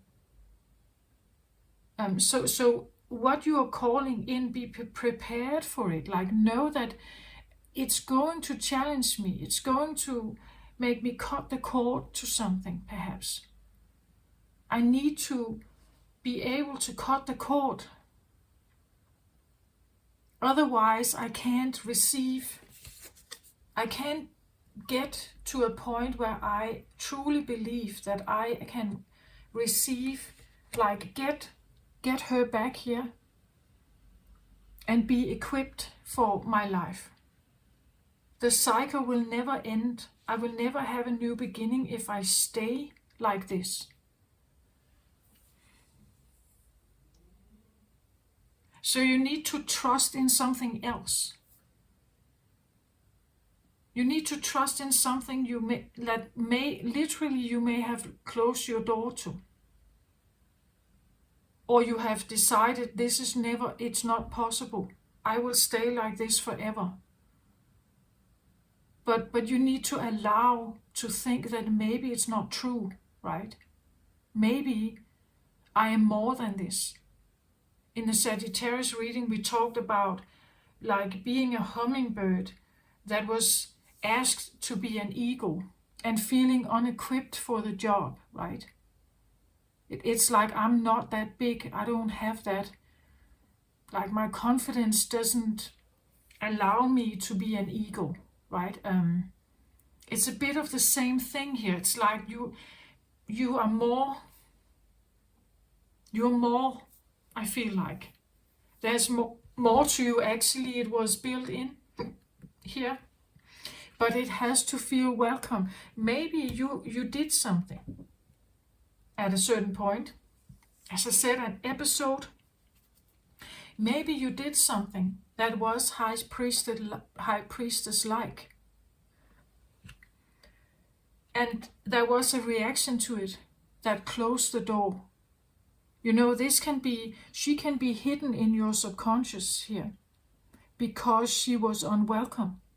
Like when she got into this world and when she showed herself in, let's say, a behavior or something you had, it was punished. It was corrected. So you learned that I'm supposed to just do this. But then the door shuts, then it closes. And you now are navigating without this, right? You're navigating without it. Very difficult. But as I said in the beginning, like Capricorn life Capricorns are tough. Like they learn that life is like, I don't think that there's any Capricorn that thinks that life is a jolly, happy ride. There's always something to be learned here. And if you have managed to build up something, you can lose it like that. That's Saturn, right? It's so... And I'm not saying that Saturn is like a bad planet or something. It has great gifts of growth. It's just when you're in it and you feel this endless like void of being, as this feels like not having the worth and feeling good enough. When you're in that feeling, it really feels terrible. Like it is not funny at all. It's not a friendly game. It doesn't feel like a friendly game. The point is that when the coyote cannot navigate freely and with the like intact instincts, it's actually in danger. It is in danger. It can run into traps. It can fall into a hole in the ground. It can overhear a hunter or some kind of other animal around them, a snake or something, It can overlook certain things and therefore end up in like a real dangerous situation. And that is not fun. It's not a light, like friendly little game. It doesn't feel like that. The closure will not come when you stay the victim coyote here. That's what I feel like is maybe the epiphany or the message that is supposed to be given to you. And again, as I said in the beginning, I feel like there's a message, but maybe it's not easily done, right? Or easily adapted to.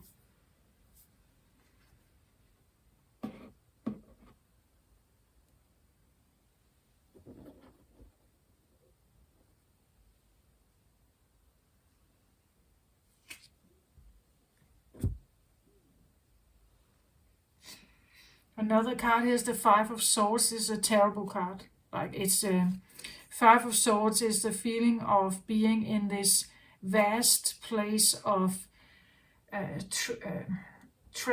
treachery, lies, feeling like in like a survival mode also.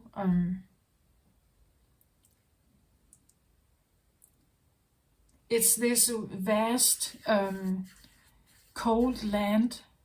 We even see someone who is sitting here, you know, like being a survivor in a place like this where there's nothing. Someone has died here, or at least doesn't seem to be alive. So, you know, being in like, again, this desert, or needing to survive with like bare minimum here. Five of Swords is feeling left out, rejected. It's air energy here, rejected, disengaged, I hear. Like disengaged is like, you know, like you disengage an engine when it's not working. Or you disengage a boat when there's a hole in it, right? Or it's like being like the evaluation judge concluded that you were faulty somehow, right? It's like you are faulty, and therefore you cannot be in the Garden of Eden. Again, this feeling of like the Garden of Eden is here, and this is like the outside the Garden of Eden, where it's more that it feels like this. You can't trust anyone. You're on your own. You are alone. You have to figure stuff out on your own.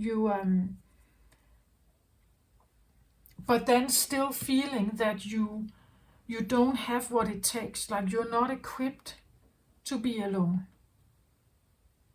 And of course you would feel that if you have been codependent all your life, not relying on other people's judgment because you felt like you couldn't rely on your own. And you couldn't, I really think you couldn't.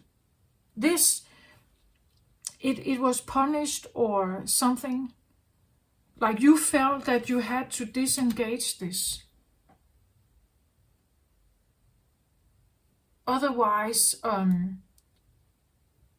you know, and when you cannot rely on your closest ally, like the pure instinct in you, the core in you, then you will become a secondary version of yourself. You're not the true version of yourself. And I feel like the more you recognize that maybe I am this woman running with wolves here. Maybe I have rigid ways of dealing with things. Maybe I am very, very sensitive. And the more and more this comes back, the more you will be something else here. The more the coyote will be adapt to deal with life, to take care of yourself. I feel like also when this is not present, you have no way of taking care of yourself. You're utterly, totally dependent on others, and you can't navigate yourself. Right? So it means that you can't find the trap. You can't smell it, right? You can't. It's like there is nothing that helps you. Like your own being, your own vision, your own hearing, your own smelling, it's not helping you. It's like it's worthless. You can't navigate without this. It was inbuilt in you. Maybe it's just hidden, right? Or maybe it's fragmented. again, you may have had some kind of behavior as a child, maybe, right? Maybe you did something and it was not tolerated. It was punished. So you learned that I can't do this. I have to close the door to this. Otherwise, I'm not valued. But when you do this, you lose your own self-value, your own confidence. That's what I feel like. I don't know the exact story here. I've told you some kind of some themes, I feel like, that could have been playing out here, like from birth problems or birth, something about not having oxygen supply during birth, or the feeling that you are in the womb, you have everything was there available, and when you get out, everything is now lost, right? Or it's very different, and being quite sensitive to this change in some way.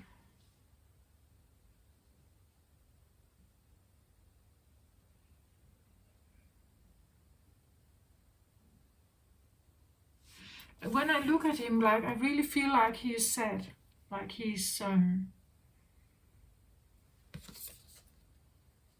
worried, anxious, and sad.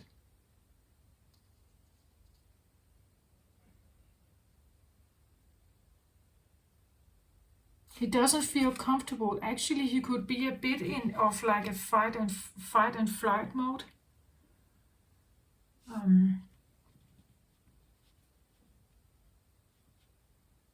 So like a nervous system that is, maybe that's the buzzing I had in the Sagittarius reading. Like there's a sense of like an overstimulation or something like that. Rootless, restless, can't relax, can't find peace anywhere. Feeling you have to be on guard all the time. If you were in the Garden of Eden, you wouldn't have to do that.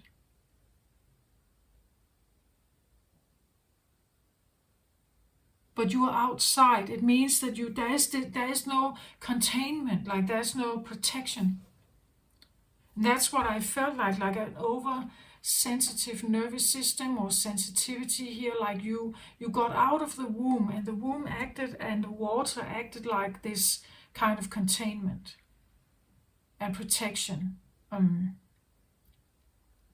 shielding you from the loudness of the world, of like direct sensitive input, like heat or cold, right? When you're in the womb, you are in the perfect temperature all the time.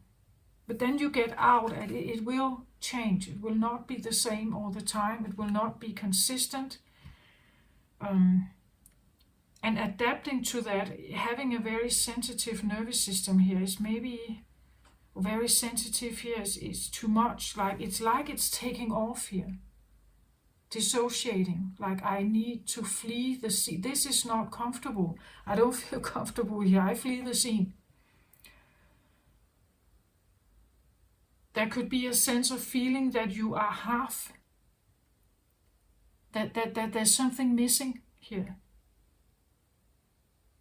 And needing that closure, needing to find out what that is, and getting it back somehow. And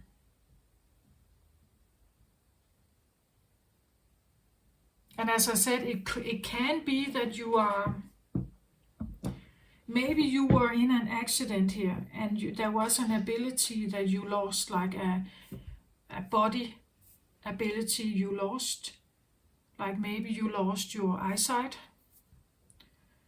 And because of that, you can't have that life you were used to having, right? And you need a guard. You are now dependent on someone, and it is not going to change. Like you will not get your sight back. There can be a possibility of that. But maybe something else, because you can't see. Maybe you develop her again here. Like you develop other skills. As I said, you can't see anything in the dark period of the year. It's cold, it's dark, you have to navigate with other skills. So even if you lost your eyesight here, it doesn't mean that you are now needing to be dependent all the time. You have the ability to maybe develop extrasensory perception with your other senses, your hearing, your smell, your touch, things like that. Does that make sense? It doesn't have to be a dilemma or a thing that is unsolvable. Well, maybe the vision will never have the sense of a happy ending and a new beginning, a new eyesight.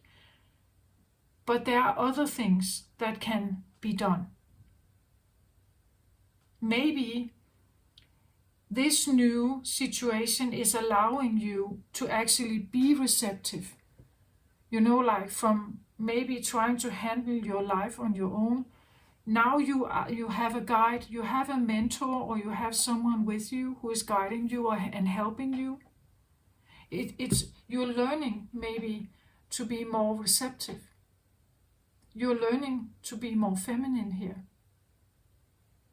And when you're learning to be more feminine because you need the help, then maybe she's coming back here.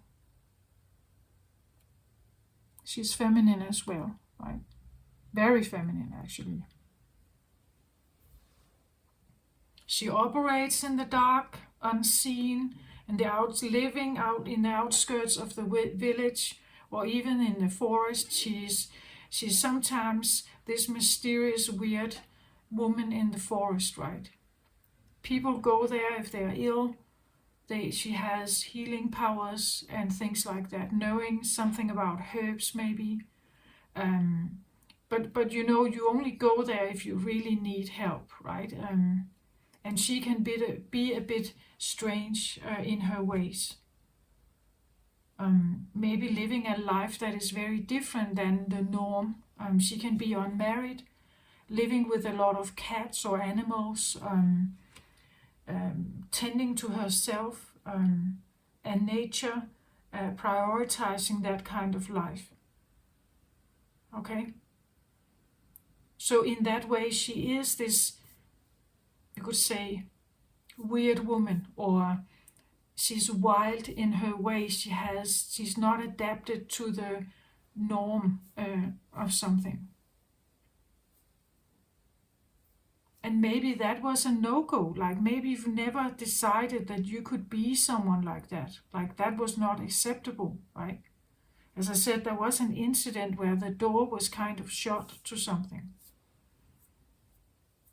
So being like that was maybe, not acceptable.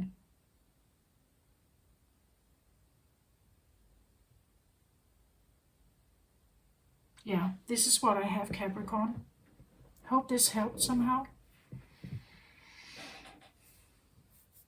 I just feel like if you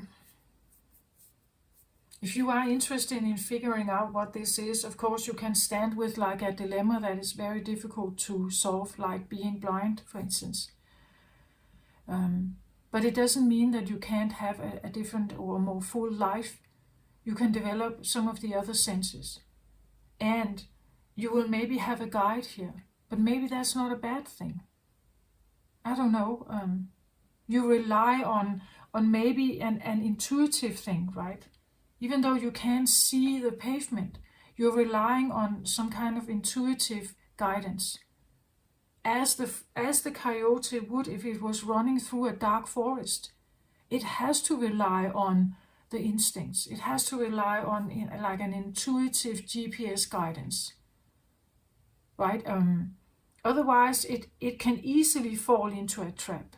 Otherwise, it needs to develop night vision. You see, a coyote without a night vision is lost, right? It's like when a human walks into the forest. Like we don't have the same skills.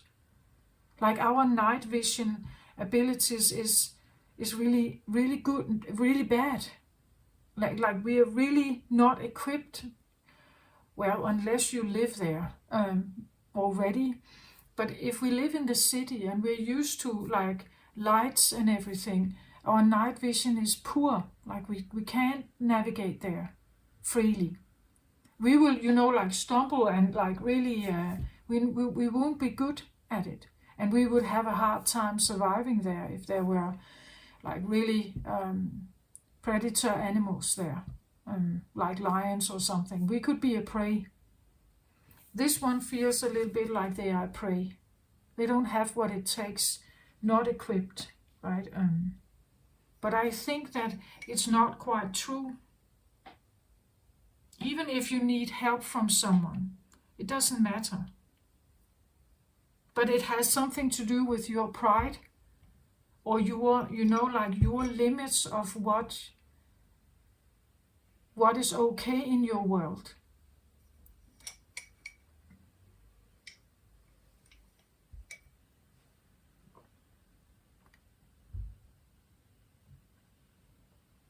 I think Capricorns can also be, like very,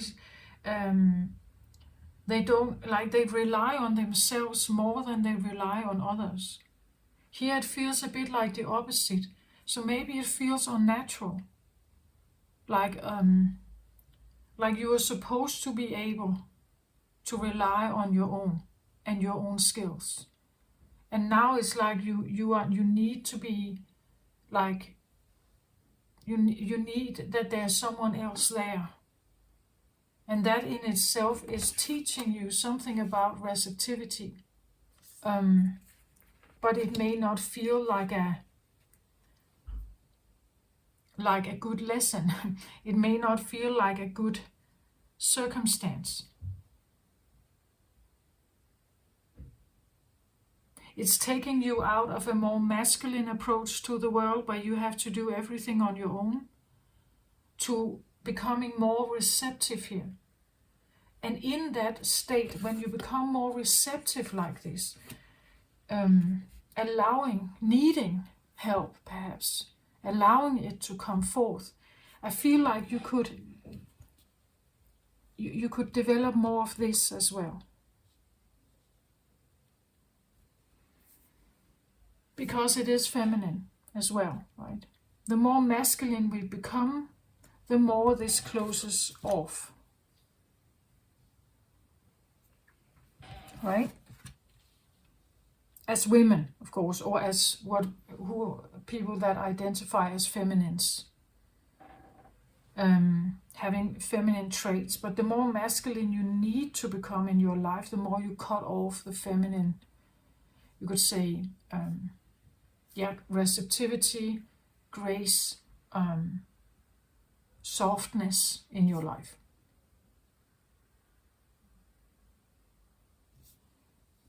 I hope this helps somehow. Take care of yourself out there, Capricorn. I send you my very best. Love and light to you.